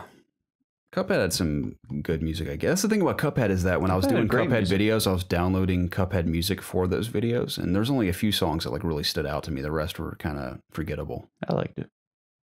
So, fuck you. Outstanding achievement in art direction. Cuphead. Obviously. That's deserving. The old Cuphead and Mugman. Oops, I locked it, Jacob. No. You want to type in your password? No. Or tell me? Got to go all the way back down the list here. One sec. We were at outstanding achievement in animation. This is the last one. Cuphead. That's it. That's fine. Yeah. So the big winners were Zelda, Cuphead, and Horizon? I thought Horizon won more than it did. But I think Horizon Cuphead came in second with 3. I wonder if Horizon was nominated for action game, because I think it should have been in there. Yeah. Same with Nier, obviously, over RPG. Yeah. What else is in the RPG category that should have been in there? Persona had to have been there. And it should have won. Did it win anything at Game Awards? No. Hang on, did it? Did it win anything? I don't recall it. Did it win soundtrack or something? No. No, Nier won soundtrack. I haven't seen Persona win like anything, and that is very sad. Very sad. I want to play that so bad. Because it's great. It's a fantastic game. Persona. Hey, the anime's coming out soon. You should at least watch that. Yeah, watch the anime. Yeah, you should at least watch I'll watch that. Read the manga. I finished Altered Carbon. I'm going to jump into My Hero Academy now. Altered Carbon was pretty cool. The ending was kind of cool. It's a pretty solid show. I'm excited for Jessica Jones season 2. Lame. She's a cool character. I like Jessica. So I told you guys I'm watching Dragon Ball Super now. Yes. I'm like episode 50 or 60 or whatever. And I got to episode like 45 when the English stopped. So I had to switch over. I wanted to see where it's going, and I don't want to be left behind because I see all these pictures of Goku with like silver hair, and I'm like, how the hell did that happen? So I want to see what's going on. So I have to suffer. Is it bad? It's bad at first, but I'm like used to it now. Goku is just such. It's like I look at him completely different with the voice he has, and the screams are not even close to as good as the English dub. Like Trunks just transformed, more like squeaks, and it's like, yeah, exactly. And then I'm there. Whereas I know in the English version, it still would be going on to this day. So just Vegeta doesn't sound as cool in Japanese, but it's whatever. I'm enjoying the show. It's very much like the story, dude. The timeline shit is so weird at this point. There's like 3 different timelines, and people are jumping back and forth. So I'm just like, all right, are we fighting? Are we fighting now or not? The problem with like the English version is that it's on TV, so they has to wait for all the episodes to air. Yeah, before they publish them, I'm guessing. Like I said, I'm enjoying it. Like I told y'all before this started as well, I think that the character design is very lazy right now with all the aliens. They look very plain and uninspired, and the animation, I already said, is just not very good compared to like My Hero and Attack on Titan and all that other stuff. Granted, Dragon Ball Z has to put out, it's like they have to put out way more episodes because I think they're like, Dragon Ball's still like a nightly event over in Japan. Like it's like one of the main shows going on. So I understand that they have to put them out fast. But yeah, it's a fun show. Is Dragon Ball huge over in Japan? Like, is it as big as it is here? I think so. Okay. Yeah. Just curious. Yeah, it's pretty big. Like it's like the same with Pokemon too. Like I just want to know if like I think it's pretty big. Yeah. I love me some Mons. Some who? Some Mons. Some who? Pokemons. Oh, okay. Some Monster Hunter Mons. All the Mons. Okay. I'm into that stuff. I like those two Mons on the bed. Those are two I really Mons. like Goku Black. I think he is really cool looking, even though it's like. Why is it not a Goku White? Why does it have to be black? It sounds dumb with his pink hair, but I think it looks awesome. Super Saiyan Rose. It's like Rose. I think they've taken it a little too far at this point. I think it's cool. Seems like a freak show. They just keep going.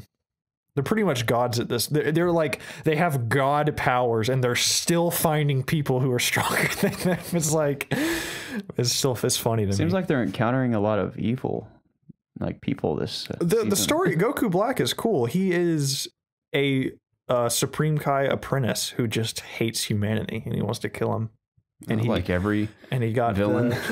Yeah, but he got the Super Dragon Balls together. Have you seen the Super Dragon Balls? Super Dragon They're Balls? planet-sized Dragon Balls. Is that why the game or the show's called Dragon Ball Super? Yeah, but there's no limitation to the wish. You can wish for literally anything. Okay. Anything. That's why they're super. That's why they're super. But the thing is they acknowledge that the names are dumb. Like Goku Black, Bulma was like, what kind of name is that? Super Saiyan Rose, they were like, can I come up with the names? And the joke was that Bulma actually came up with the name in the future. So that's why it was funny. That is funny. It's a real hoot. Nice. Yep. I like the show. It's fun. It sounds great. It's fun. It's a fun show. It's just fun. Yep.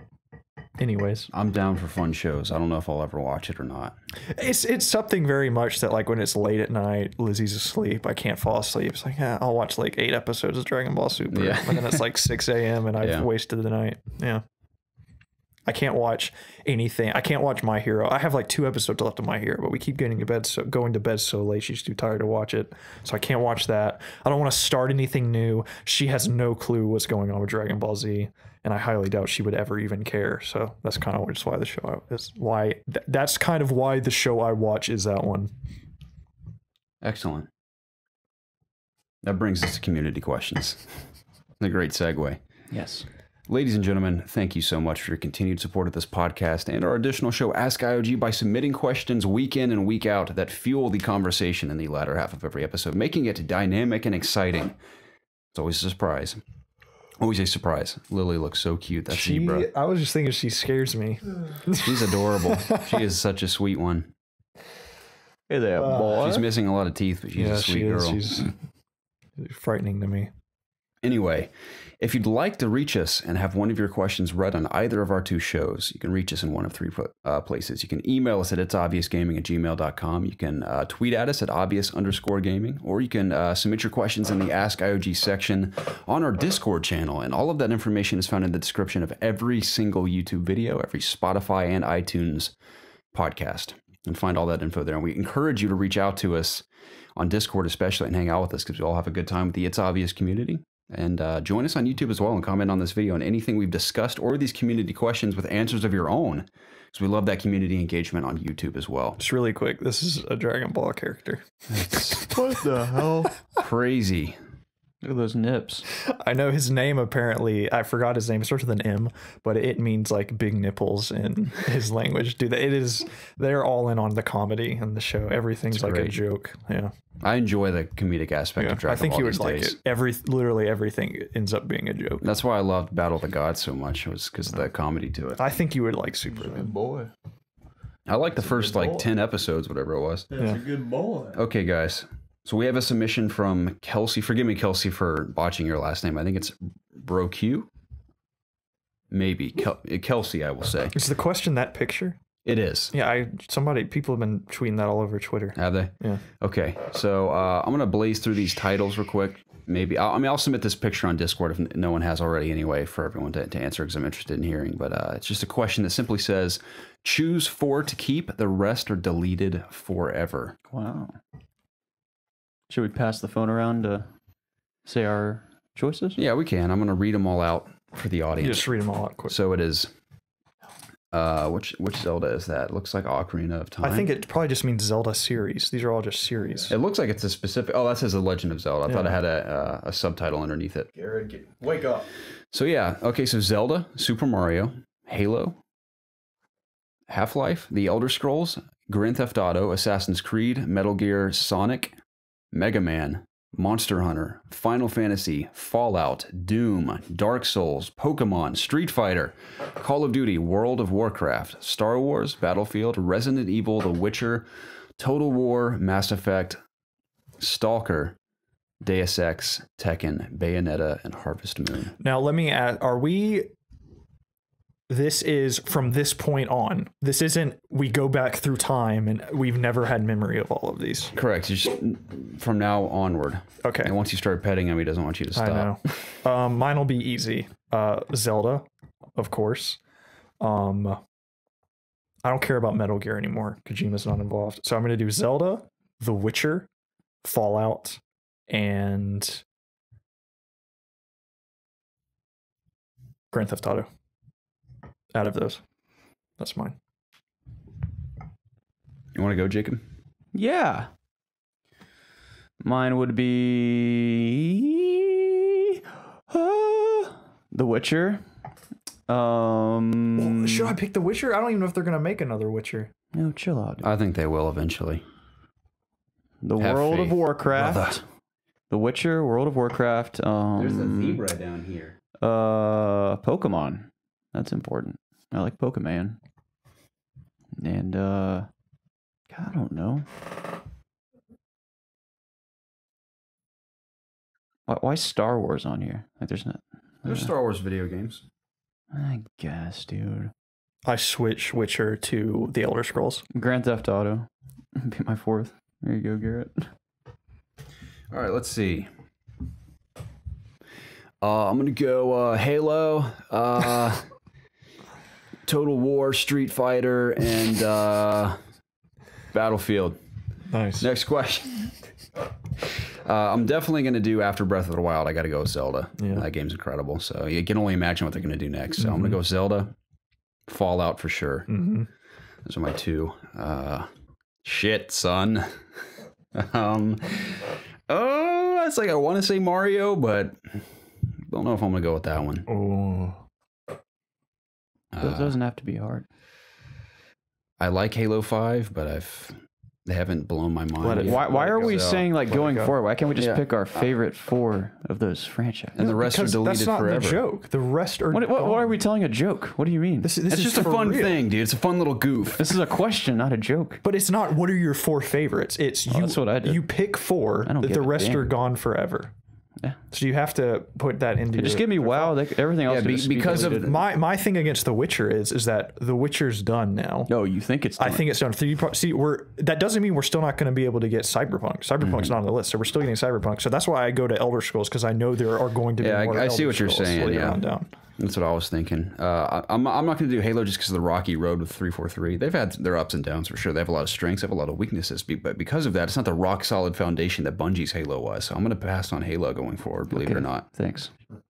Zelda, Fallout. You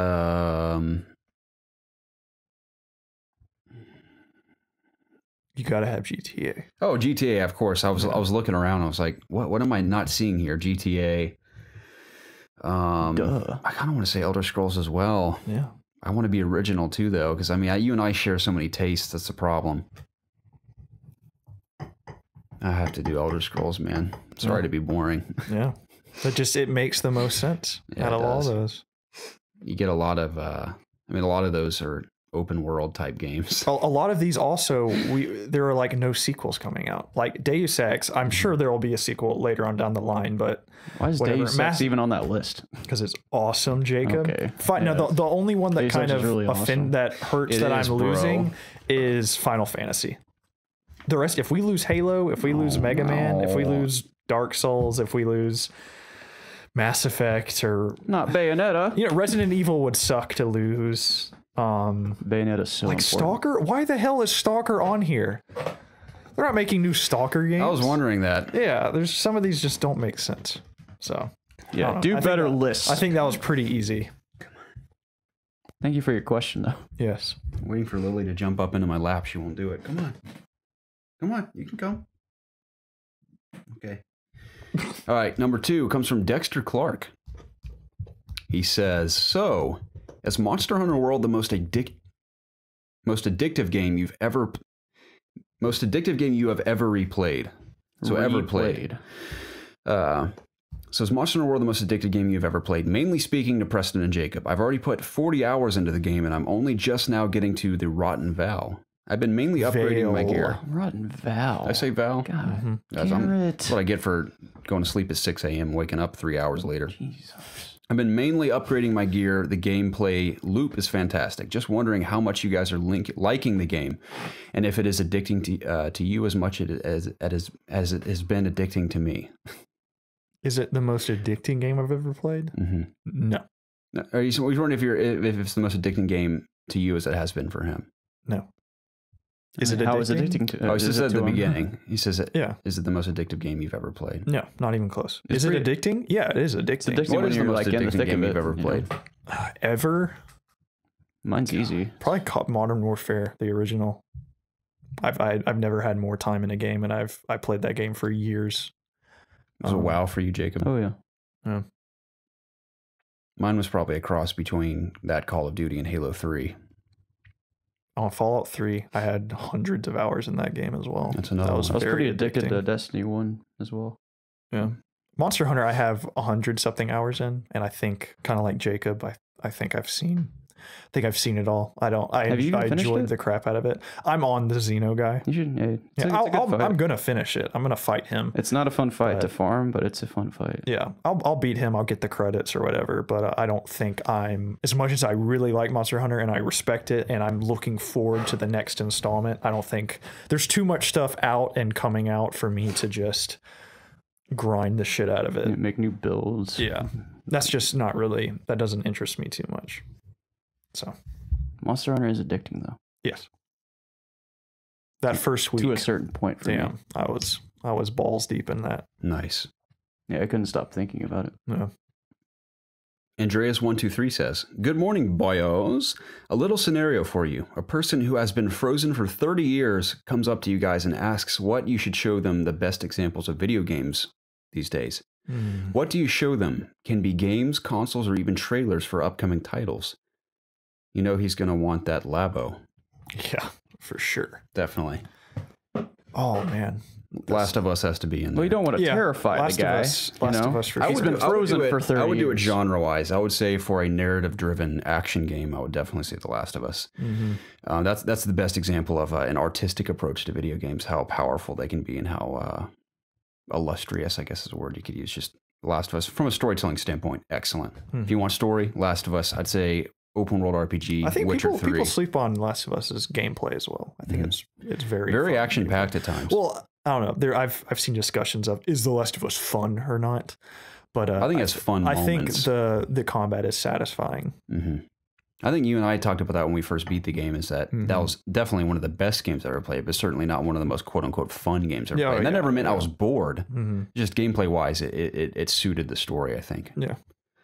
So I would say for open world RPG, show them Witcher 3 for sure.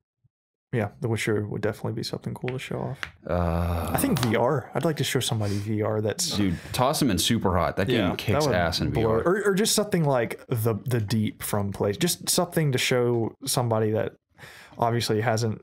I mean, 30 years technologically is a massive jump, and I think that might blow their. I think Sprint off. Vector would impress them too. I really want you guys to try Sprint Vector. I'm gonna get Sprint Vector. Really cool. That would make a great Sooner Let's or Play. later. Yeah. Sprint Vector would. That would. Especially the competitive side of it. I have a You and I could Vive. race, Jacob. I have a Vive, Garrett. Wow. And you physically use your arms to do it. I was going to ask You could probably beat me. You have a lot more You stamina think and that'd strength. be better with Vive because you're not having to stay 100%. inside a bubble? Get it on Vive, dude. It's Yeah. incredible on Vive. So, I can't speak for the PlayStation version. I don't know if it runs as well or not. What's something else we should show them? Shooter-wise, what would you show them? Siege or Doom, maybe? I guess you would show them. Or Overwatch. I would definitely I would show them either Fortnite or PUBG just to be like, this is.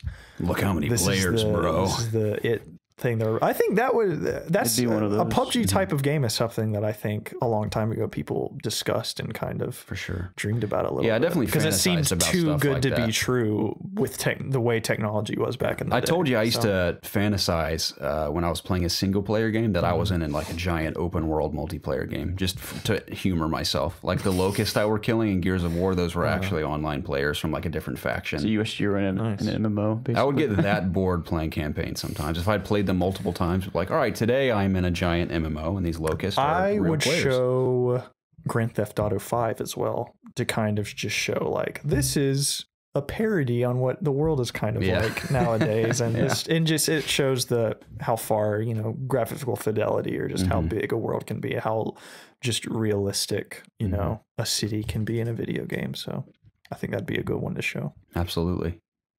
What's something we're forgetting? And Mario. Just like, what about this is sports what games? Mario- Show 'em Mario's FIFA game. or one of the 2K basketball games. Forget about the microtransactions just from a gameplay standpoint. I think Those are I two think really impressive sports more titles. just impressive to just a person that's there.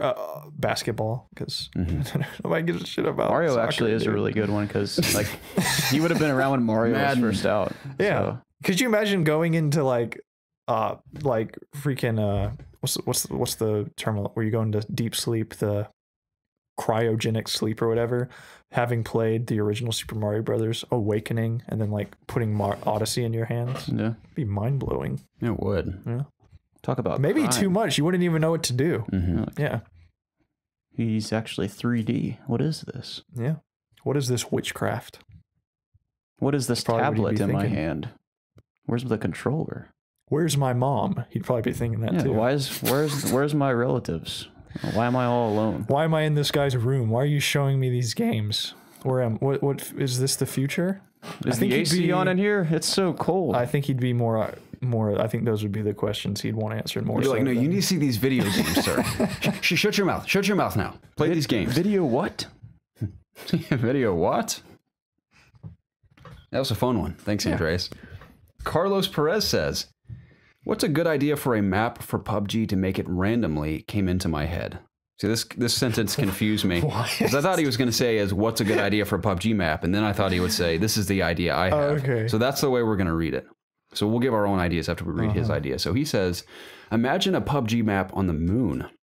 Take a rocket ship, fly to the moon, choose somewhere to drop, and there's nothing but craters and flat surfaces and random big or small rocks to hide behind, and randomly finding guns on the floor, and only one building, and it's the ship that no one can seem to find. Forgot what it's called, and the outside circle that closes in is the darkness that the moon gets. Think that'll be cool as a mod or a real map. Darkness would be cool. Yeah, I was thinking. I see what he's saying. Where you can't see. So what would your mod of maps for PUBG be? So he's saying like the dark side of the moon would be the force field as the Earth is, or as it's rotating around. I would like to see sun. like a tropical island. I think it'd be kind of cool. Just like, beach based around the shores. Not that I like to think of that. I think it's called I can't remember what the real location on Earth is called. The scene in Rogue One, the final battle. Oh yeah. That'd be a cool setting. Just something like that would be cool. I'd like a snowy place. The Maldives, I think is what It's they're a good called. one, yeah. Yeah, I want a snow I map. want like log cabins with Totally. nice fireplaces. I want and snowmobiles. stuff. Yeah. Yeah, I definitely want a completely like blizzard And snow then map. I want the Yeti to just be somewhere. That'd be awesome. Yeah. And he's just running around just killing people. And Bigfoot. Yeah. No. The Yeti is the snow version of Bigfoot. Yeah. The abominable snowman, they call him. We could put Bigfoot somewhere else. Sure, yeah, in the dense forest jungle map I want. Yeah, I want a the dense Amazon jungle map. rainforest. Essentially like a dense forest. The like that. Bigfoot lives in America. So me, Elliot, and Evan were talking about this the other night. Where would you rather be? Like, and you are lost. You have 2 locations that you could pick from: Amazon rainforest or the middle of Africa. Middle of Africa. Yeah. Really? Yeah, I'm not taking the rainforest. You have See, any idea how many deadly creatures? You have How many deadly creatures are roaming the? Oh, they're both African they're both horrible plains. situations. Well, Would you rather you die have more to mammals in a Africa where snake you have, bite or get just torn to shreds by a lion? I think you'd be quicker. At least to in go the by a lion. rainforest, you have hydration. Yeah, but it is very humid. I feel like True, it'd but be think about this: easier you to have survive. deadly spiders, you have anacondas, You can have build monkeys shelter. that will attack. You and can eat build shelters though. There, where are you going to build? That's right. I think I'm just so afraid of all plains? the millions of things that can kill you in the rainforest. Where I'll take my chances. You're going to with be the lions in terrified the wherever safari. you go. So I mean, there's scorpions and venomous snakes in Africa. You're gonna too. die of like heat exhaustion and so many more things out there. So when you say the middle of Africa, do you mean like in the middle of the continent of that's Africa? mean like or you're a in the specific fucking country? plain, either the desert or probably the like the plains. You're Sahara like, there's fucking plains. lions roaming. I'll take the Sahara, man. No, man. I will become one with the lions. If you're in the running with Sahara, wolves, there's I'm gonna run nothing with in the- sight. Like all you see is just If you took sand Mowgli everywhere. and threw him out in the, he's dead. He Yeah, can he would die. survive in the Amazon. But I would though. attempt to live a life like Mowgli. Is what I would do. in the desert. Yep, with the lions. I What would are you become part of swinging? their pack. What are you swinging from? I'm not swinging from anything, man. I'm just going to run with the pack. Like What a lion. I'll run on all species- fours if I have to. What species would you try to have your in? The lions, man. The They're king lions? of the jungle. Oh, you would die They'll eat instantly. you. You're The crazy. hippos will eat you. The elephants will kill you. You see that baby lion cub right there in my bed? I know how to deal with the lions. Your That's best bet is exactly to what go he is. side with the giraffes and learn how to grow a long neck. I already have You a have pretty to- long you neck. have I told to you someone learn called me and giraffe adapt. neck in high school. And elf ears in elementary school. I didn't mean to bring about those I'm having dormant thoughts. like flashbacks of Nam right now. Giraffes would be pretty cool. Climb upon them like they're my steed. Yeah, there you go. I think a snowy map in PUBG would be cool. Snowy. I want a dense jungle. I think your uncle's idea is cool with the like a city, like a full-on big, like skyscrapers and stuff. The Division or something. Yeah, that'd be kind of cool. The I Division. mean, the Division essentially is sort of like a PUBG in a sense, and the Dark Zone. I think they have a mode. In Nope. They just have a survival mode. Yeah, Yeah. I love the Division. I think those are the top three I want: tropical, snow, jungle. Okay. Next question. Let's do it. The Flash 2189, Mr. Sam Harris, says, "Hey you, yeah you, sitting there at that desk talking about video games. I have a question for you. In recent years, the indie game scene has exploded with some amazing titles and to some degree that are better than most AAA releases. It's nice to have some solace." Okay, Preston. Some solace in the fact that if a huge AAA title disappoints, there is a well of indie games that can deliver in a way that the big title couldn't. So my question is this: have you ever picked up an indie game over a AAA game? Also, would you like to see more indie studios in the future tackle old AAA franchises that were once great, but have since laid dormant? Love your faces, Mafugal every day. I picked up this indie game one time called No Man's Sky. Worst mistake of my life. I was going to say, if I have picked an indie game over a AAA game, I've been unaware, I hit my mic again, unaware, I didn't realize what else was out at the time. Like when I bought No Man's Sky, maybe there was something AAA out that I can't remember what else came out there around then. wasn't. Maybe around when I bought Hellblade, there was something that I didn't Only realize was shit out. was releasing around that time. So I wouldn't know. And Celeste is an indie game. I could have bought Overwatch, and I bought Celeste. Could have bought instead. Monster Just Hunter, but you got Overwatch. Celeste or Celeste. Some people like to call it. Celeste, yeah. So that's an example. Not that I can remember. I don't know if I can remember. Remember. Oi. Shovel Knight came with my Switch. I don't know if I can remember. It's a pretty decent Scottish Irish accent, whichever one it is. Is that something from I can't really Kingdom tell a Come? huge difference between Scottish and Irish. Please correct me if you're from Scotland or Ireland. If my accent's more Irish or Scottish, I'll do it one more time. I can't really remember. Maybe it's Nordic. Maybe. I don't know. There's not any Scottish or Irish people in Kingdom Come. I don't What are believe. What are they? And they're English. Yeah, they're just. Of course, there's one guy that has an American accent, like your sword trainer. Does he? You're gonna have to block better than that. That's how he talks. Did you know if you get in jail in the first area, you're in jail when the people attack? Really? And you die. Your jail catches on fire. That's awesome, dude. And you just die. There's an achievement for doing that. It's the little things in that game. I won't go on a tangent. Don't worry. I know I have to warn people about this. I promise I'm not going to tell a huge story, but it's the little things in that game that really impress me. I love in the town where you meet the guy who trains you and everything. They're like, at night, it's required to walk around with a torch here, and they will follow you. Yell at you. Like, where the hell is your torch? Yeah, that's cool. I like stuff like that. Where's your torch? So, I picked Celeste over Overwatch and Monster Hunter in a sense. So that's an example. I have done that before. Okay. And Celeste, man, awesome. I highly recommend it if you haven't played it already. Rilla says, I picked a lot of questions today. Yeah, we got 2 more. Rilla. Hello, boys. I've been listening to you guys since at least March of last year. Pretty positive you guys are the reason I picked up Horizon Zero Dawn. Yeah, you're welcome. It says, lovely game.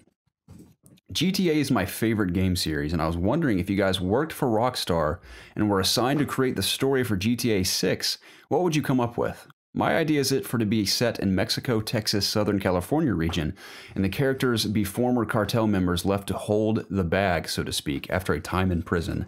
They get out and start to take down the various cartels, including the one they work for. Keep up the good work. It helps me get through a good chunk of my dreaded night shifts. He also says, also get back to Ask IOG. We do need to get back to that, but it won't be this week, unfortunately, as we've previously discussed. Plot summary. 2 boys, 1 cup. GTA 6. All right. It's pretty sick, dude. I actually think that's a pretty solid story. Yeah, that's all. That's all cool and stuff. But I think what would be cooler is if we go back to Vice City and we play as a guy named Sean, and he owns an 80s nightclub. Is this based in the 80s? What's his nationality, Preston? It's Vice City. What's his nationality? It's important. He is from a small town in Wyoming. Wyoming. Yeah, and he wanted to get away from the farm. His parents owned a cow farm, and he's sick of milking titties all day. So he drives all the way down to Vice City. He opens up a dance club called the Groove House. The Groove House. And GTA 6 follows the Sean through his rise through the dance clubs of the 80s in Vice City, which obviously there's a lot of gunfights and Grand Theft Auto to take place in Vice City. And that's it. Cool. I don't have any ideas. Hey, doggos. Would you play my game? Yeah.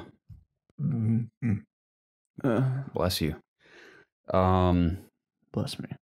I don't know what I'd like to see. We're gonna do That was a cute idea, but I was just joking. What if you could become a superhero? Yeah, that's what I meant. Let's do the Saints Row 4 approach to GTA 6. It's so funny when I saw that game advertised. I'm like, this has got to be the most fun game ever made. And I played it for not even 2 hours. I think realistically, I no, I was just kidding. That idea does sound cool, but I think you mean Rilla's idea? Yeah, I think that's a cool idea. I think that I know this sounds like something kids would dream about, just like we were talking about with PUBG. But I would love to see something like the entire United States. With Liberty like the City, Crew. Vice City, San Andreas. That'd be awesome. All of that combined somehow. I don't know how you do that, but I think that'd be awesome. That would be very cool. Yeah. It'd be like a GTA MMO. Being able to just go to a bunch of different places. Yeah. Totally. Be cool. Maybe that's what GTA 6 I want Atlanta. I want to see Atlanta in a video game. Snorts like a pig over So there. what would be the name for Atlanta? Because they can't use Atlanta. It'd be Alatuna. Something with an A. Alatuna. It's a complicated city to design. Yeah, like what do you put Atlanta's in just Atlanta? so boring to me. There's like nothing cool in it. There's some cool areas, like East Atlanta is very cool. Okay. A lot of great restaurants over there. Yeah, That's all I can think restaurants about make is for good restaurants. gameplay. Like It's just a nice area too. Like if I think of if I were Spider-Man in Atlanta, it'd be so lame. Oh yeah, I'd be out of space. I'd go you'd like run down out of buildings and like There's not a lot of big two buildings blocks. to swing on. Just so funny. You can always and Black Panther, there's like multiple locations that are just so obviously Atlanta. It was funny when I saw it at the school when they played it. The whole theater erupted in laughter. In one building, it's like, this is the Art Museum of London. It's like a SCAD building. The whole place starts laughing. That was funny. But same thing with Baby Driver. Even though that was based in Atlanta, you could see everywhere they were shooting was totally recognizable. Have you seen Baby Driver, Jacob? No. The movie's so awesome. I need to see that. I need to watch that again. Why didn't you ask Preston?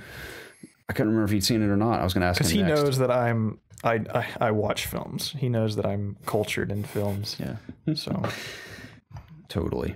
All I do is sit around and play. Rilla, I video think your games. idea is probably the strongest I've heard so far. I'd have to think about it for a while. I don't want to drag it on too long, but maybe I'll have something next week for us.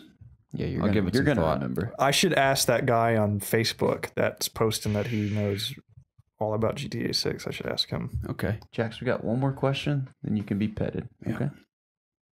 Freebs or FrayBS. How would you guys like to pronounce this one? Freebies. Freebs. I was going to say freebies, maybe. Frebs? Flips. You guys ever dream about playing games or being in video games? Nope. The crazier / most often reoccurring dream, the better. I ask because last night I dreamt that I had 19 kills on a single round of PUBG. I'm certainly not that good, so I promptly woke up sad at the realization that it wasn't real. Honorable mentions include dreaming about being Ratchet from Ratchet & Clank and Kratos. I don't think I've ever dreamed about being in a video game. Neither have I. The only one that stands out to me is I was so freaking hyped for Dishonored, the original to come out, that I would have dreams about Dishonored. And the only dream that I remember is, do you remember the vaulting mechanic where you would like, if you would hit a ledge, you would automatically climb up it in Dishonored, Garrett? Yes. For some reason in my dream, that was really hard to do, and it freaked me out about the game. It's the only dream I can remember. Interesting. Yeah. I don't recall ever having a dream about video games, unfortunately. I'd love to have those every night. That'd be awesome. Yeah. Since you don't have time to play them, you like to dream about them. Oh, Lily. She's so stiff. She's very scared. It's okay. It's okay, Lily. We have She's Jax as shaking. well. It's a good way to end the episode. Yes. Hi. Gosh. Here, That boy. was the Flick It's my Obvious finger, Gaming boy. podcast. Sure, my two best friends and I get together every single week to discuss video games. Obviously, you can find us at youtube.com/itsobviousgaming. Please subscribe to us there and be sure to leave a comment down below. Please check the description down below for links to all our social media pages. Can I check Yeah, reviews? man, go for it. Please subscribe to us at Apple Podcasts and leave us a review. That would help us out tremendously. You want to hear something depressing about that real quick? About Apple Podcasts? I heard that, like, in addition to all the stuff we kindly ask people to do, downloads are a big part of that too. Who downloads a podcast? Download that shit too. What do you mean? Do you download podcasts? It just takes up space in your If phone. you subscribe to a podcast, it downloads to your app. No, I stream mine. I always stop the downloads. I have mine turned off. What the hell? Yeah, guys? you're just taking up space in your phone. I have so many gigs on this phone. If you're a I mean, so do I, but it still like messes with If my you're brain. a little reluctant to using the Apple podcasting app, I highly suggest you try it because I'm completely on that now. I It's don't pretty solid. listen to anything on YouTube anymore. It's so much more handy. I don't know if we've been at this for a while, but we're at 69 reviews. That's I think it's a few more. What a great number. Yeah. We should probably stop now and keep it there. Yeah, dude. Please get us no beyond more 69. reviews. Let's But see. yes, that would help us out a lot.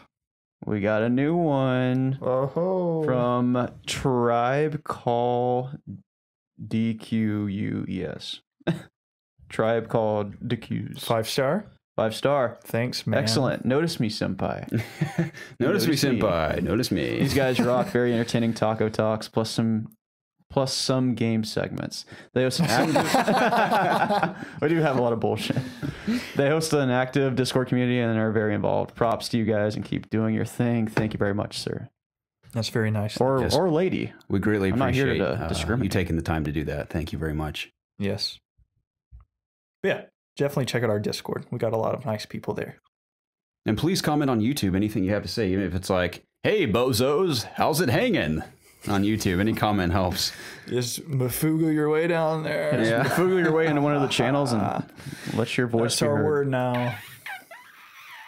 Anyways, guys, would you like to end on anything else? Love you to Starving. bits. Want to kiss you on the lips. You got a dog All right. hair in your mouth. Yeah. Where do you want to go eat? I don't know. Have you eaten? You gonna go Yeah, eat you with ate. them? I have, but I don't know. No, don't. I got a ton of crap to Don't do do tonight and that. tomorrow. Don't do that. All right, awesome. Well, it's been a pleasure talking with you guys. As always. We'll see y'all next week. Goodbye, everyone. Bye. Bye.